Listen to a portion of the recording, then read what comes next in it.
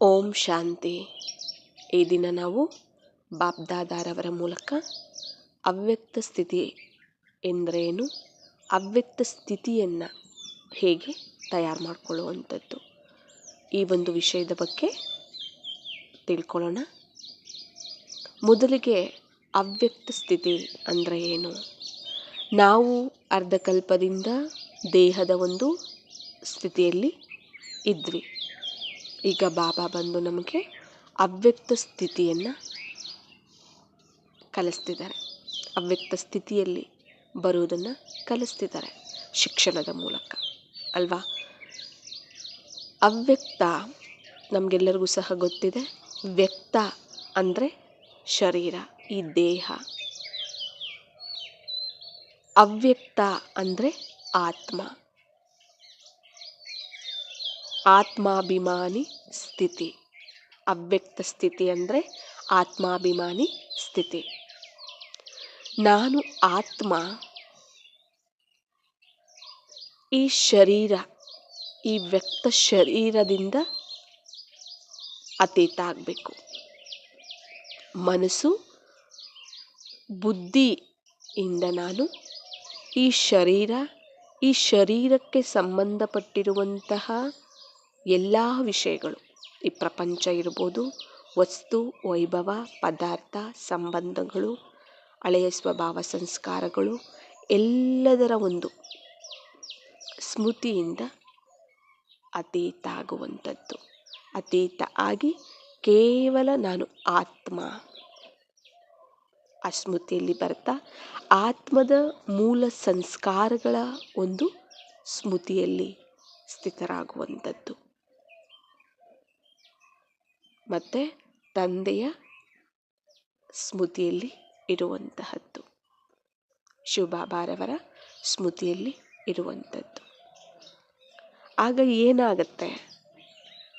ಯಾವಾಗ ನಾನು ಆತ್ಮ ಅನ್ನೋ ಒಂದು ಸ್ಮೃತಿಯಲ್ಲಿ ಬರ್ತೀನಿ, ನನ್ನ ತಂದೆ, ಆತ್ಮಿಕ ತಂದೆಯ ಸ್ಮೃತಿಯಲ್ಲಿ ಬರ್ತೀನಿ, ನನ್ನ ಒಂದು ಮೂಲ ಸಂಸ್ಕಾರ ಏನು, ನನ್ನ ಸ್ವಧರ್ಮ ಏನು, ಅದರಲ್ಲಿ ನಾನು ಸ್ಥಿತ ಆಗ್ತೀನಿ. ಅದೇ ಅವ್ಯಕ್ತ ಸ್ಥಿತಿ. ಬಾಬಾ ಹೇಳ್ತಿರ್ತಾರೆ, ಅವ್ಯಕ್ತ ಸ್ಥಿತಿಯಲ್ಲಿ ಇರಬೇಕು ನೀವು. ವ್ಯಕ್ತದಲ್ಲಿ ಇದ್ದರೂ ಸಹ ಅವ್ಯಕ್ತ ಸ್ಥಿತಿಯಲ್ಲಿ ಸ್ಥಿತರಾಗಿ ಪ್ರತಿ ಸಂಕಲ್ಪ, ಮಾತು, ಕರ್ಮ, ದೃಷ್ಟಿ, ವೃತ್ತಿ ಎಲ್ಲವೂ ಸಹ ಅವ್ಯಕ್ತ ಸ್ಥಿತಿಯಲ್ಲಿ ಇದ್ದೇ ಈ ಒಂದು ನೀವು ಕರ್ಮಗಳನ್ನು ನೀವು ಮಾಡಬೇಕು ಅಂತ ಹೇಳ್ತಾರೆ. ವ್ಯಕ್ತ ಅಂದಾಗ ದೇಹಾಭಿಮಾನದ ಸ್ಮೃತಿ ಆಗಿದೆ. ಬಾಬಾ ಹೇಳ್ತಾರೆ, ಈ ಅವ್ಯಕ್ತ ಸ್ಥಿತಿನೂ ಸಹ ನಮಗೆ ಬರಬೇಕು ಅಂದರೆ ಅದಕ್ಕೆ ಒಂದು ವಿಷಯವನ್ನು ತಿಳಿಸ್ತಿದ್ದಾರೆ. ನಾವು ಆತ್ಮಗಳು ಅತಿಥಿಗಳಾಗಬೇಕು ಅಂತ. ನಾವೇನಾಗಬೇಕು? ಅತಿಥಿ. ನಾನು ಅತಿಥಿ ಅನ್ನೋ ಒಂದು ಸ್ಮೃತಿ ಇರಬೇಕು ಅಂತ ಹೇಳ್ತಾರೆ. ಹೇಗೆ ನಾನು ಅತಿಥಿ ಆಗ್ತೀನಿ?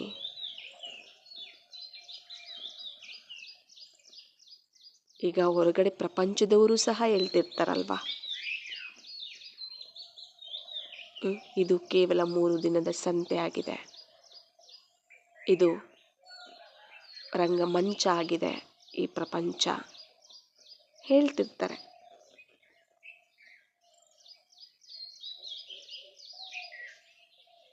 ಅಲ್ಲಿದೆ ನಮ್ಮನೆ, ಇಲ್ಲಿಗೆ ಬಂದೆ ಸುಮ್ಮನೆ, ಈ ಥರ ಎಲ್ಲ ಸ್ಲೋಗನ್ಸು ಸಹ ಹೇಳ್ತಿರ್ತಾರೆ.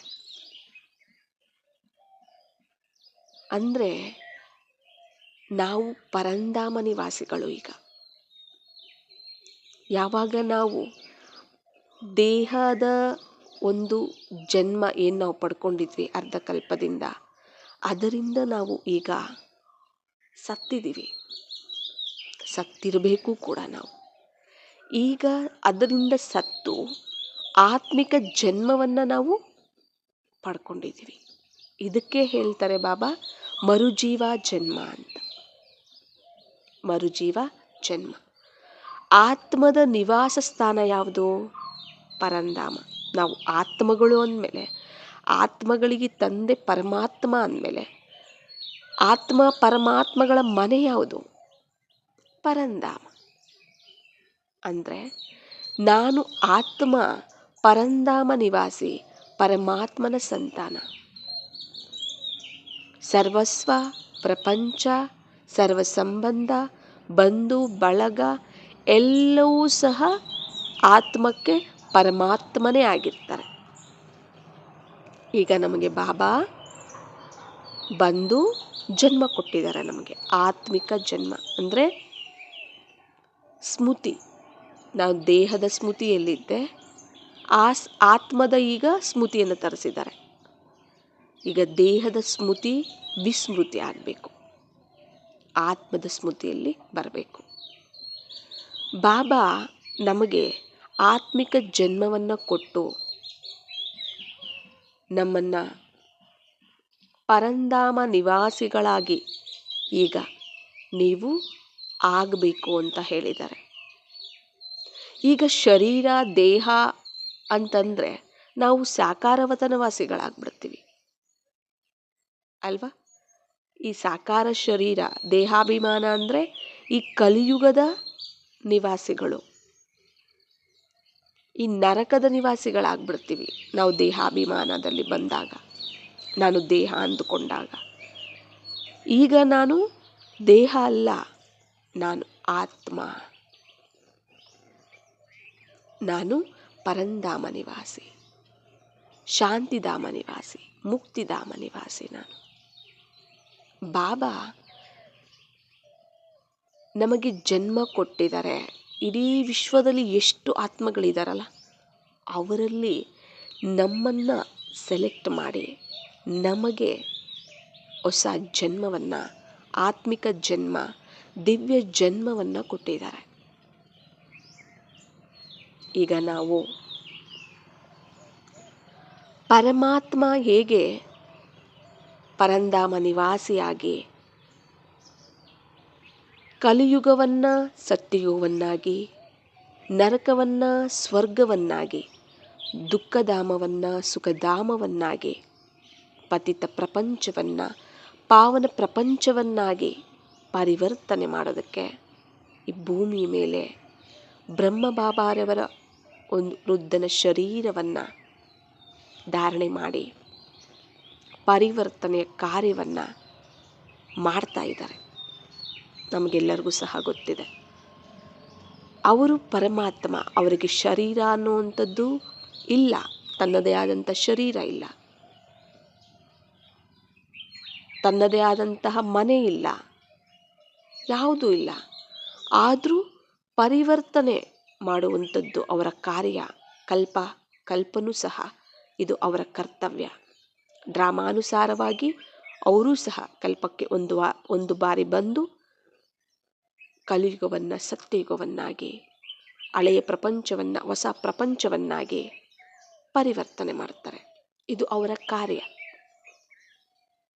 ಅವರ ಕಾರ್ಯದಲ್ಲಿ ಸಹಯೋಗಿಗಳಾಗೋದಕ್ಕೆ, ಸಹಯೋಗಿಗಳನ್ನಾಗಿ ಮಾಡ್ಕೊಳ್ಳೋದಕ್ಕೆ ನಮಗೆ, ನಮ್ಮನ್ನು ಹುಡುಕಿ ನಮಗೆ ಜನ್ಮವನ್ನು, ಆತ್ಮಿಕ ಜನ್ಮವನ್ನು ಕೊಟ್ಟು ನಮ್ಮನ್ನು ಸ್ನೇಹಿಗಳನ್ನಾಗಿ, ಸಹಯೋಗಿಗಳನ್ನಾಗಿ ಮಾಡಿಕೊಂಡಿದ್ದಾರೆ. ನಾವು ಈಗ ಅವರ ಕಾರ್ಯದಲ್ಲಿ ನಿಮಿತ್ತ ಸಹಯೋಗಿಗಳಾಗಿದ್ದೀವಿ. ಅಂದರೆ ಬಾಬಾರವರ ಕಾರ್ಯವೇ ನನ್ನ ಕಾರ್ಯ, ಅದರಲ್ಲಿ ನಾನು ನಿಮಿತ್ತ ಆಗಿದ್ದೀನಿ. ಬಾಬಾರವರು ನಮಗೆ ಜವಾಬ್ದಾರಿಯ ಕಿರೀಟವನ್ನು ಕೊಟ್ಟಿದ್ದಾರೆ, ವಿಶ್ವ ಪರಿವರ್ತನೆಯನ್ನು ಮಾಡುವ ಜವಾಬ್ದಾರಿ ಕೊಟ್ಟಿದ್ದಾರೆ. ಇದಕ್ಕೆ ನಾನು ನಿಮಿತ್ತನಾಗಿದ್ದೀನಿ.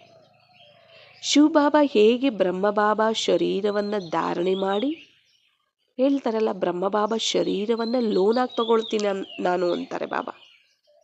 ತಗೊಂಡು ಇಲ್ಲಿ ಪರಿವರ್ತನೆ ಕಾರ್ಯವನ್ನು ಮುಗಿಸೋದಕ್ಕೆ ಬರ್ತಿರ್ತಾರೆ, ಹೋಗ್ತಿರ್ತಾರೆ ಅಲ್ವಾ? ಆಗ ಆದರೆ ಸಾಕಾರ ಬ್ರಹ್ಮಬಾಬಾ ಇದ್ದಾಗ ಬರ್ತಿದ್ರು, ಎಲ್ಲ ಕಾರ್ಯಗಳನ್ನು ಮಾಡ್ತಿದ್ರು. ಈಗ ಅವ್ಯಕ್ತ ಆಗಿದ್ದಾರೆ. ಈಗ ಬ್ರಹ್ಮಬಾಬಾರವರ ಅವ್ಯಕ್ತ ಶರೀರದಲ್ಲೂ ಇದ್ದಾರೆ. ಈಗ ನಾವು ಬಾಪ್ ದಾದಾ ಅಂತ ಹೇಳ್ತೀವಿ, ಇಬ್ಬರು ಒಂದೇ ಆಗಿದ್ದಾರೆ. ಈಗ ಈಗ ಅವರಿಬ್ಬರೂ ಸಹ ಅವ್ಯಕ್ತ ರೂಪದಲ್ಲಿ ತೀವ್ರವಾಗಿ ಪರಿವರ್ತನೆಯ ಕಾರ್ಯವನ್ನು ಮಾಡ್ತಾ ಇದ್ದಾರೆ. ಆದರೆ ಯಾವತ್ತೂ ಸಹ ಆ ಶರೀರ ನನ್ನದು ಅನ್ನಲಿಲ್ಲ ಬಾಬಾ. ಶಿವಬಾಬಾ ಹೇಳಿದ್ರ ನನ್ನ ಶರೀರ ಅನ್ನಲಿಲ್ಲ. ಮಧುವನದಲ್ಲಿ ಬಂದರು, ಬ್ರಹ್ಮಬಾಬಾ ಶರೀರದಲ್ಲಿ ಬಂದರು, ಎಷ್ಟೇ ಯಜ್ಞಗಳು ಸೇವಾ ಕೇಂದ್ರಗಳನ್ನು ತಯಾರು ಮಾಡಿದ್ರು ಯಾವತ್ತೂ ನನ್ನದು ಅಂತ ಕೂತ್ಕೊಳ್ಳಿಲ್ಲ. ಅದರ ಮೇಲೆ ಅಟ್ಯಾಚ್ಮೆಂಟು, ಅದರಲ್ಲಿ ಸಿಕ್ಕಾಕ್ಕೊಳ್ಳಿಲ್ಲ, ಅಟ್ಯಾಚ್ಮೆಂಟಲ್ಲಿ ಬರಲಿಲ್ಲ. ಲೋನಾಗಿ ತಗೊಂಡ್ರು, ಬಾಡಿಗೆಯಾಗಿ ತಗೊಂಡ್ರು, ಕರ್ತವ್ಯ ಮಾಡಿದ್ರು, ಮುಗಿಸಿದ್ರು, ಮತ್ತೆ ಪರಂಧಾಮಕ್ಕೆ ಹೊರಟೋಗ್ತಾ ಇದ್ರು ಅಲ್ವಾ. ಈಗಲೂ ಹಾಗೆ ಮಾಡ್ತಾರಲ್ಲ ಬಾಬಾ. ಈಗ ಅವ್ಯಕ್ತ ರೂಪದಲ್ಲಿ ಬ್ರಹ್ಮಬಾಬಾರವರ ಅವ್ಯಕ್ತ ಶರೀರವನ್ನು ಧಾರಣೆ ಮಾಡಿ ಅವ್ಯಕ್ತ ರೂಪದಲ್ಲಿ ನಮಗೆ ಪಾಲನೆಯನ್ನು ಕೊಡ್ತಿದ್ದಾರೆ. ನಮ್ಮನ್ನು ಪರಿವರ್ತನೆ ಮಾಡ್ತಾ ನಮ್ಮ ಮೂಲಕ ವಿಶ್ವವನ್ನು ಪರಿವರ್ತನೆ ಮಾಡ್ತಿದ್ದಾರೆ. ಈಗ ಶಿವಬಾಬಾ ಹೇಗೆ ಲೋನಾಗಿ ತಗೊಂಡು ಅತಿಥಿಯಾಗೇ ಬಂದರು. ಅವರು ನನ್ನ ಪ್ರಪಂಚ ನನ್ನದು, ನನ್ನ ಶರೀರ ಯಾವುದ್ರೂ ಸಹ ನಾನು ನನ್ನದು ಅಂತ ಬರಲಿಲ್ಲ. ಅವರು ನಿಷ್ಕಾಮಿಯಾಗಿ ನಿಸ್ವಾರ್ಥವಾಗಿ ಶ್ರೇಷ್ಠ ಕಾರ್ಯವನ್ನು ಮಾಡೋದಕ್ಕೆ ಬಂದಿದ್ದಾರೆ. ಯಾವುದರಲ್ಲೂ ಸಿಕ್ಕಾಕೊಳ್ಳಿಲ್ಲ. ಸೇವೆ ಮಾಡ್ತಿದ್ರು, ಮತ್ತೆ ಅತೀತ ಆಗ್ಬಿಡ್ತಿದ್ರು. ಯಾರ ಸಂಬಂಧಗಳಲ್ಲೂ ಆ ಒಂದು ಬಂಧನದಲ್ಲೂ ಸಿಕ್ಕಾಕೊಳ್ತಿರ್ಲಿಲ್ಲ. ಕೇವಲ ಪರಂಧಾಮ ನಿವಾಸಿಯಾಗಿ ಬಂದು, ಅತಿಥಿಯಾಗಿ ಬಂದು ಕಾರ್ಯವನ್ನು ಮುಗಿಸಿ ಮತ್ತೆ ಹಾಗೆ ಹೊರಟೋಗ್ತಾ ಇದ್ರು. ಈಗ ನಮಗೆ ಅವರ ಸಮಾನ, ನಮಗೆ ಅವರು ಪರಮಾತ್ಮ ನಮಗೆ ಆತ್ಮಿಕ ಜನ್ಮ ಕೊಟ್ಟಿದ್ದಾರೆ. ನಾವು ಜನ್ಮವನ್ನು ತಗೊಂಡಿದ್ದೀವಿ. ನಾವು ಈಗ ದಿವ್ಯ ಜನ್ಮಧಾರಿ ಶ್ರೇಷ್ಠ ಬ್ರಾಹ್ಮಣ ಆತ್ಮಗಳು, ಬ್ರಹ್ಮ ಕುಮಾರ ಕುಮಾರಿಯರು ಅಂತ ನಾವು ಕರೆಸ್ಕೊಳ್ತಿದ್ದೀವಿ. ನಮ್ಮ ಬ್ರಾಹ್ಮಣ ಜನ್ಮ ಅಂದ್ರೇ ನಿಮಿತ್ತ, ಬ್ರಾಹ್ಮಣರು ಅಂದ್ರೇ ನಿಮಿತ್ತರು ಅಂತ ಹೇಳ್ತಾರೆ ಬಾಬಾ. ಇಲ್ಲಿ ಯಾವುದು ನಾನು, ನನ್ನದು, ನಮ್ಮವರು, ತಮ್ಮವರು ಇವೆಲ್ಲ ಬರೋದಿಲ್ಲ.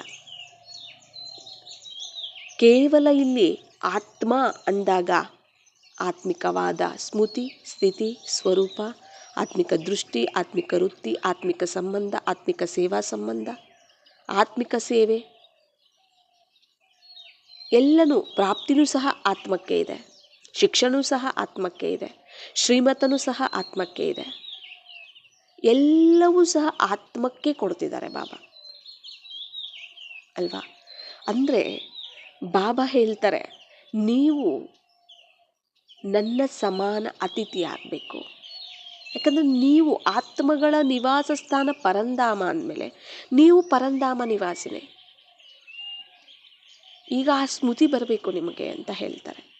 ನೀವು ಪರಂಧಾಮದ ನಿವಾಸಿಯಾಗಿ ಸಾಕಾರ ಪ್ರಪಂಚದಲ್ಲಿರುವಂತಹ ಶರೀರ ಏನಿದೆ ಅದು ನಿಮಗೆ ನಾನು ಕೊಟ್ಟಿರುವಂತಹ ಬಾಡಿಗೆ ಶರೀರ. ಆ ಶರೀರಕ್ಕೂ ನೀವು ಅತಿಥಿ. ನೀವು ಇರುವಂತಹ ಸಾಕಾರ ಪ್ರಪಂಚ ಅದಕ್ಕೂ ನೀವು ಅತಿಥಿ ಆಗಬೇಕು. ಶರೀರಕ್ಕೂ ನೀವು ಅತಿಥಿ, ಪ್ರಪಂಚಕ್ಕೂ ನೀವು ಅತಿಥಿ. ಯಾಕಂದರೆ ನಿಮ್ಮ ನಿಜವಾದ ಮನೆ ಪರಂಧಾಮ, ನಿಮ್ಮ ನಿಜವಾದಂತಹ ತಂದೆ ತಾಯಿ ಸರ್ವ ಸಂಬಂಧ ಬಂಧು ಬಳಗ ಎಲ್ಲ ಪರಮಾತ್ಮ. ಇಲ್ಲಿ ಕೇವಲ ಆತ್ಮಗಳಿದ್ದಾರೆ. ಇಲ್ಲಿ ದೇಹಾಭಿಮಾನದಲ್ಲಿ ಇರುವಂಥವರು, ಪತಿತರಾಗಿರುವಂಥವರು, ದುಃಖದಲ್ಲಿರುವಂಥವರು, ನರಕದಲ್ಲಿರುವಂಥವರು ಇದ್ದಾರೆ. ಅವರನ್ನು ನೀವು ಪರಿವರ್ತನೆ ಮಾಡಿ ಅಸುರಿ ಸಂಸ್ಕಾರಗಳಿಂದ ದೈವಿ ಸಂಸ್ಕಾರ ಉಳ್ಳವರಂಥವರಾಗಿ ಮಾಡಿ ನೀವು ಅವರನ್ನು ಪಾವನ ಮಾಡಿ ಜೊತೆಗೆ ಮನೆಗೆ ಕರ್ಕೊಂಡು ಬರಬೇಕು ಅಂತ ಹೇಳಿದ್ದಾರೆ ಬಾಬಾ. ಬಾಬಾ ನಮ್ಮನ್ನು ತಯಾರು ಮಾಡ್ತಾ ನಮ್ಮ ಜೊತೆಗೆ ಸರ್ವ ಆತ್ಮಗಳನ್ನು ತಯಾರು ಮಾಡ್ತಿದ್ದಾರೆ. ನಾವಿಲ್ಲಿ ಮಾಡುವಂಥದ್ದು ನಿಮಿತ್ತವಾಗಿ ಕೇವಲ ಬಾಬಾ ಹೇಳ್ತಾರೆ, ನಿಮ್ಮ ಒಂದು ಭಾವನೆ, ನಿಮ್ಮ ಒಂದು ಸ್ಮೃತಿ, ನಿಮ್ಮ ಒಂದು ಸ್ಥಿತಿಯ ಮೂಲಕನೇ ಇಲ್ಲಿ ಕಾರ್ಯ ನಡೆಯುವಂಥದ್ದು. ಅದು ಯಾವ ಸ್ಥಿತಿ? ಅವ್ಯಕ್ತ ಸ್ಥಿತಿ, ಆತ್ಮಾಭಿಮಾನಿ ಸ್ಥಿತಿ. ನೀವು ಅತಿಥಿ ಆಗದ ಹೊರತು ಅವ್ಯಕ್ತ ಸ್ಥಿತಿಯನ್ನು ನೀವು ಅನುಭವ ಮಾಡ್ಕೊಳಕ್ಕಾಗಲ್ಲ ಅಂತಾರೆ ಬಾಬಾ.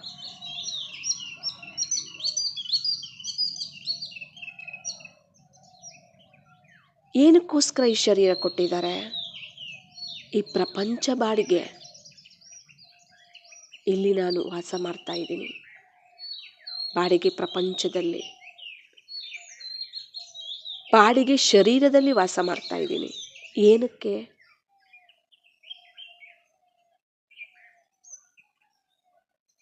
ಬಾಬಾ ನಮಗೆ ಜನ್ಮ ಕೊಟ್ಟಾಗ ಅಳಿಯದೆಲ್ಲ ಸಂಬಂಧ, ಶರೀರ, ಸ್ಮೃತಿ, ಸ್ಥಿತಿ, ಸ್ವರೂಪ, ಸಂಸ್ಕಾರಗಳು ಎಲ್ಲ ಪರಿವರ್ತನೆ ಆಗ್ಬಿಡ್ಬೇಕು.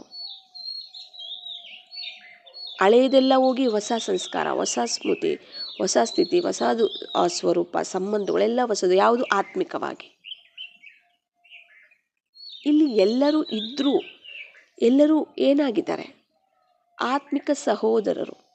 ನನಗೆ ಬಾಬಾ ಜ್ಞಾನವನ್ನು ಕೊಟ್ಟು ನನಗೆ ಸ್ಮೃತಿ ತರಿಸಿ ನನ್ನನ್ನು ಪರಿವರ್ತನೆ ಮಾಡ್ತಿದ್ದಾರೆ. ನಾನು ರಿಯಲೈಸ್ ಆಗಿ ನನ್ನ ಸಹೋದರ ಆತ್ಮಗಳಿಗೂ ನಾನು ಸೇವೆ ಮಾಡೋದಕ್ಕೆ ನಿಮಿತ್ತ ಆಗಿ, ಅವರು ಸಹ ರಿಯಲೈಸ್ ಆಗಿ, ಅವರು ಸಹ ಪರಿವರ್ತನೆಯಾಗಿ ನಮ್ಮ ಜೊತೆ ಬರಬೇಕು ಮನೆಗೆ ವಾಪಸ್. ಈಗ ಮನೆಗೆ ವಾಪಸ್ ಹೋಗುವಂತಹ ಸಮಯ ಅಲ್ವಾ? ಬಂದ್ಬಿಟ್ಟಿದೆ ಆ ಸಮಯ. ಅಷ್ಟೊಂದು ದೂರದಲ್ಲಿ ಇಲ್ಲ.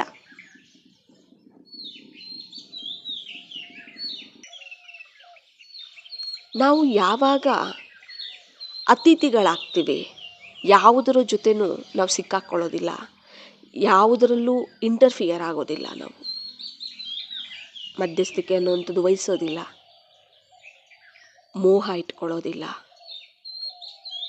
ಅಟ್ಯಾಚ್ಮೆಂಟನ್ನು ನಾವು ಬೆಳೆಸ್ಕೊಳ್ಳೋದಿಲ್ಲ. ಅದರಲ್ಲಿ ನ್ಯಾರ ಪ್ಯಾರ ಆಗಿರ್ತೀವಿ. ಇಲ್ಲಿ ಬಾಬಾ ನಮಗೆ ಎಲ್ಲವೂ ಬಾಡಿಗೆಯಾಗಿ, ಸಂಬಂಧಗಳು ಸಹ ಈಗ ಹೊಸ ಸಂಬಂಧ, ಹೊಸ ಜನ್ಮ, ಎಲ್ಲ ಹೊಸದಾಗಿ ದೇಹದಿಂದ ಆತ್ಮದ ಸ್ಮೃತಿಗೆ ಪರಿವರ್ತನೆ ಆಗಿದ್ದೀವಿ ನಾವು ಅಂದಮೇಲೆ ಎಲ್ಲ ದೈಹಿಕವಾಗಿ ಇರುವಂಥದ್ದೆಲ್ಲ ಆತ್ಮಿಕವಾಗಿ ನಾವು ಪರಿವರ್ತನೆಯನ್ನು ನಾವು ಮಾಡ್ಕೋಬೇಕು. ಲೌಕಿಕವನ್ನು ಅಲೌಕಿಕವಾಗಿ. ಅಲೌಕಿಕತೆ ಅಂದ್ರೆ ಆತ್ಮಿಕತೆ ಅಲ್ವಾ? ಈಗ ಬಾಬಾ ಹೇಳ್ತಾರೆ, ನೀವು ಅತಿಥಿ ಆದ್ರಿ ಅಂದರೆ ನೀವು ಶರೀರದಲ್ಲಿ ಇದ್ದರೂ ಕೂಡ ಅದರ ಮೇಲೆ ಮೋಹ ಬರೋದಿಲ್ಲ. ಈಗ ನೀವು ಲೌಕಿಕದಲ್ಲಿ ನೋಡಿ, ಬಾಡಿಗೆ ಮನೆ, ನಾವು ಆ ಬಾಡಿಗೆ ಮನೆಯಲ್ಲಿ ಇರ್ತೀವಿ, ಬಾಡಿಗೆ ಕಟ್ತಾ ನಾವು ಬಾಡಿಗೆ ಮನೆಯಲ್ಲಿ ಇರ್ತೀವಿ. ಆದರೆ ಅದು ಪರ್ಮನೆಂಟಾಗಿ ನಮ್ಮದು ಅಂತ ನಾವು ಭಾವಿಸೋದಿಲ್ಲ ಅಲ್ವಾ? ಅದಕ್ಕೆ ನಿಮಿತ್ತ ಆಗಿರ್ತೀವಿ. ಆ ಬಾಡಿಗೆ ಮನೆಯನ್ನು ಚೆನ್ನಾಗಿ ಕಾಪಾಡ್ಕೊಳ್ತೀವಿ, ಶುದ್ಧವಾಗಿಟ್ಕೊಳ್ತೀವಿ, ಚೆನ್ನಾಗಿ ನೋಡ್ಕೊಳ್ತೀವಿ ಕೂಡ. ಆದರೆ ಮೋಹ ಇರಲ್ಲ. ಯಾಕೆ ಅಂದರೆ ನಮಗೆ ಗೊತ್ತು. ಈಗ ಓನರ್ ಏನು ಮಾಡ್ತಾರೆ, ಬಿಲ್ಡಿಂಗ್ ಓನರು, ಮನೆ ಓನರು ಏನು ಮಾಡ್ತಾರೆ, ಏನಾದರೂ ಸ್ವಲ್ಪ ಡ್ಯಾಮೇಜ್ ಆಯಿತು ಅಂದರೆ ಅದಕ್ಕೆ ಕೊಡಬೇಕಾಗತ್ತೆ ಅಲ್ವಾ? ಫೈನ್ ಇರುತ್ತೆ. ಈ ಥರ ಡ್ಯಾಮೇಜ್ ಮಾಡಿದ್ದೀರಾ, ಮತ್ತು ಬೇರೆಯವ್ರ ಬಾಡಿಗೆಗೆ ಬಂದರೆ ನಾವು ಹೇಗೆ ಕೊಡೋದು? ಅದನ್ನೇ ರೆಡಿ ಮಾಡಿಸ್ಕೊಡಿ ಅಂತಾರೆ ಅವರು ಅಲ್ವಾ? ಬಾಡಿಗೆ ಮನೆ ಓನರು. ಅದಕ್ಕೋಸ್ಕರ ಅವರು ಕ್ಲೀನಾಗಿ ಇಟ್ಕೊಳ್ತಾರೆ, ಎಲ್ಲನೂ ತುಂಬ ಹುಷಾರಾಗಿ ನೋಡ್ಕೊಳ್ತಾರೆ, ಭದ್ರತೆಯಿಂದ ಕಾಪಾಡ್ಕೊಳ್ತಾರೆ. ಆದರೆ ಏನೇ ಮಾಡಿದ್ರೂ ಕೂಡ ಅದರಲ್ಲಿ ಸಿಕ್ಕಾಕೊಳ್ಳೋದಿಲ್ಲ, ಅಟ್ಯಾಚ್ಮೆಂಟ್ ಇಟ್ಕೊಳ್ಳೋದಿಲ್ಲ. ಬಾಡಿಗೆ ಅಂದರೆ ಬಾಡಿಗೆನೆ ಅಲ್ವಾ? ಹಾಗೆಯೇ ನಾವು ಇಲ್ಲಿ ಬಾಡಿಗೆಯಾಗಿ ಶರೀರವನ್ನು ಬಳಸಬೇಕು, ಉಪಯೋಗಿಸ್ಬೇಕು. ಈ ಪ್ರಪಂಚನೂ ಸಹ ಬಾಡಿಗೆಯಾಗಿ ಸಿಕ್ಕಿರುವಂಥದ್ದು. ಇಲ್ಲಿ ಕೇವಲ ನಿಮಿತ್ತವಾಗಿ ಬಾಪ್ದಾದಾರವರ ಕಾರ್ಯದಲ್ಲಿ ಸಹಯೋಗಿ ಆಗಬೇಕಷ್ಟೆ. ನನಗೆ ತುಂಬಿ ಜ್ಞಾನ, ಶಕ್ತಿ, ತಿಳುವಳಿಕೆ, ಜ್ಞಾನದ ಮೂಲಕ ತಿಳುವಳಿಕೆ, ಯೋಗದ ಮೂಲಕ ಶಕ್ತಿಯನ್ನು ತುಂಬಿ ನನ್ನನ್ನು ಪರಿವರ್ತನೆ ಮಾಡ್ತಾ ಇದ್ದಾರೆ. ನನ್ನ ಮೂಲಕ ಇಲ್ಲಿರುವಂಥ ಸರ್ವ ಆತ್ಮರನ್ನು ಪರಿವರ್ತನೆ ಮಾಡ್ತಿದ್ದಾರೆ. ನಾನು ಕೇವಲ ನಿಮಿತ್ತ. ಇಲ್ಲಿ ನಾನೂ ಇಲ್ಲ, ನನ್ನದೂ ಇಲ್ಲ. ಸಂಬಂಧಗಳಿದಾರ, ಮನೇನೂ ಅಷ್ಟೇ. ಇವಾಗ ಏನಕ್ಕೆ ಇಲ್ಲಿ ನಾವು ವಾಸ ಮಾಡಬೇಕು, ಇಲ್ಲಿ ಪರಿವರ್ತನೆ ಕಾರ್ಯದಲ್ಲಿ ಸಹಯೋಗಿ ಆಗಬೇಕು. ಸ್ವಲ್ಪ ಸಮಯ ನಾವು ಇಲ್ಲಿ ಉಳಿಬೇಕಾಗತ್ತೆ. ಇಲ್ಲಿ ಉಳಿಬೇಕಾಗತ್ತೆ ಅಂದರೆ ಅದಕ್ಕೆ ಈಗ ಕರ್ಮಗಳನ್ನು ಮಾಡಬೇಕು, ಸೇವೆ ಮಾಡಬೇಕು, ಶರೀರ ಬೇಕು. ಮತ್ತು ಅದಕ್ಕೆ ಶರೀರಕ್ಕೊಂದು ಮನೆ ಬೇಕು. ಅದಕ್ಕೆ ಕೆಲವೊಂದು ಸಹಯೋಗಿಗಳು ಬೇಕಾಗತ್ತೆ, ಆತ್ಮಗಳು. ಅದಕ್ಕೆ ಬೇಕಾಗಿರುವಂಥ ವಸ್ತು, ವೈಭವ, ಪದಾರ್ಥ, ದುಡ್ಡು ಎಲ್ಲ ಬೇಕಾಗತ್ತೆ ಅಲ್ವಾ? ಎಲ್ಲ ಬೇಕಾಗುತ್ತೆ. ಅವೆಲ್ಲನೂ ಸಹ ಕೊಟ್ಟಿದ್ದಾರೆ ಈಗ ಬಾಬಾ ನಮಗೆ. ಇಲ್ಲಿ ಏನು ಸೇವೆ ಇದೆ ಮಾಡಬೇಕು, ಮತ್ತೆ ಮನಸ್ಸು ಬುದ್ಧಿಯಿಂದ ಅತೀತ ಆಗಿಬಿಡಬೇಕು. ಅತಿಥಿಯಾಗಿ ಬಂದು ಸೇವೆಯನ್ನು ನಿಮಿತ್ತವಾಗಿ ಮಾಡಿ ಮತ್ತೆ ಅದಕ್ಕೆ ಅತೀತ ಆಗಿಬಿಡಬೇಕು. ಬಾಬಾ ಹೇಳ್ತಿರ್ತಾರೆ, ನೀವು ಅಮೃತ ವೇಳೆ ಎದ್ದಾಗ ಈ ಸ್ಮೃತಿ ಇರಲಿ, ನಾನು ಪರಂಧಾಮದ ನಿವಾಸಿ, ಬಾಬಾರವರ ಕಾರ್ಯದಲ್ಲಿ ಸಹಯೋಗಿ ಆಗೋದಕ್ಕೆ ನಾನು ಈ ಸಾಕಾರ ಶರೀರ, ಬಾಬಾರವರು ಕೊಟ್ಟಿರುವಂಥ ಲೋನಾಗಿ ಕೊಟ್ಟಿರುವಂಥ ಬಾಡಿಗೆ ಶರೀರದಲ್ಲಿ ಸೇವಾರ್ಥವಾಗಿ, ವಿಶ್ವ ಕಲ್ಯಾಣಾರ್ಥವಾಗಿ ನಾನು ಅವತರಣೆ ಆಗ್ತಿದ್ದೀನಿ. ಬಾಬಾ ಹೇಳ್ತಾರೆ, ನೀವು ಅವತರಿತ ಆತ್ಮರು ಅಂತ, ನೀವು ಅವತರಣೆಯಾಗಿರುವಂಥವರು ಅಂತಾರೆ ಬಾಬಾ. ಬಾಬಾ ಹೇಗೆ ಅವತರಣೆಯಾಗಿದ್ದಾರೆ, ನಾವು ಸಹ ಹಾಗೇನೆ ಅಂತ ಹೇಳಿದ್ದಾರೆ. ನೀವು ಅವತರಣೆ ಆಗಿದ್ದೀನಿ ನಾನು ಅಂತ ಭಾವಿಸ್ರಿ.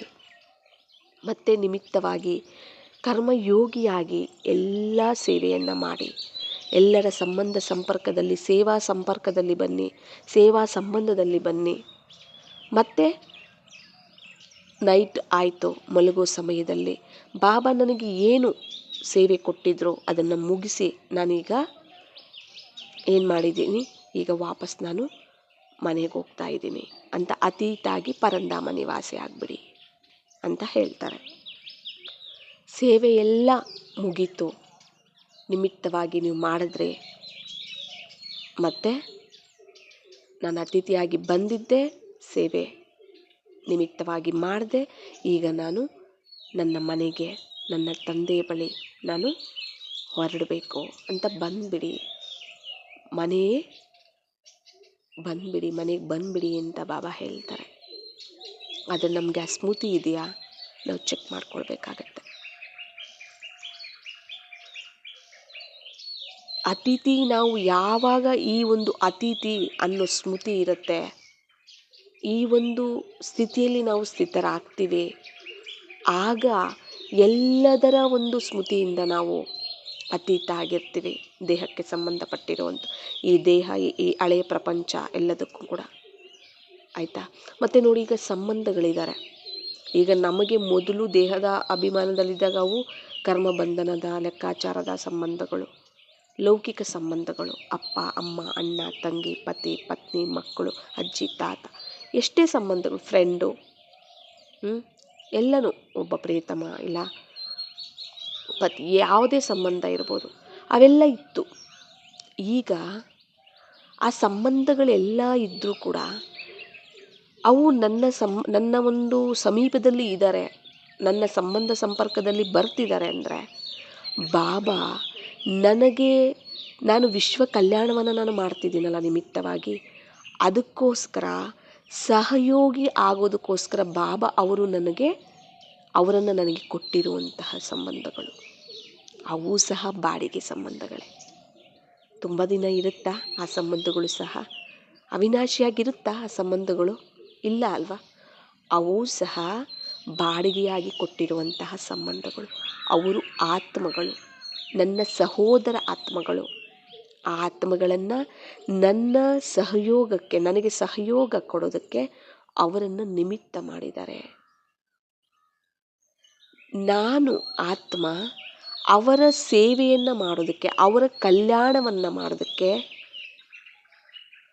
ನಾನು ಆತ್ಮ, ನನ್ನನ್ನು ಬಾಬಾ ನಿಮಿತ್ತ ಮಾಡಿದ್ದಾರೆ. ಈ ಭಾವನೆ ಇರಬೇಕು.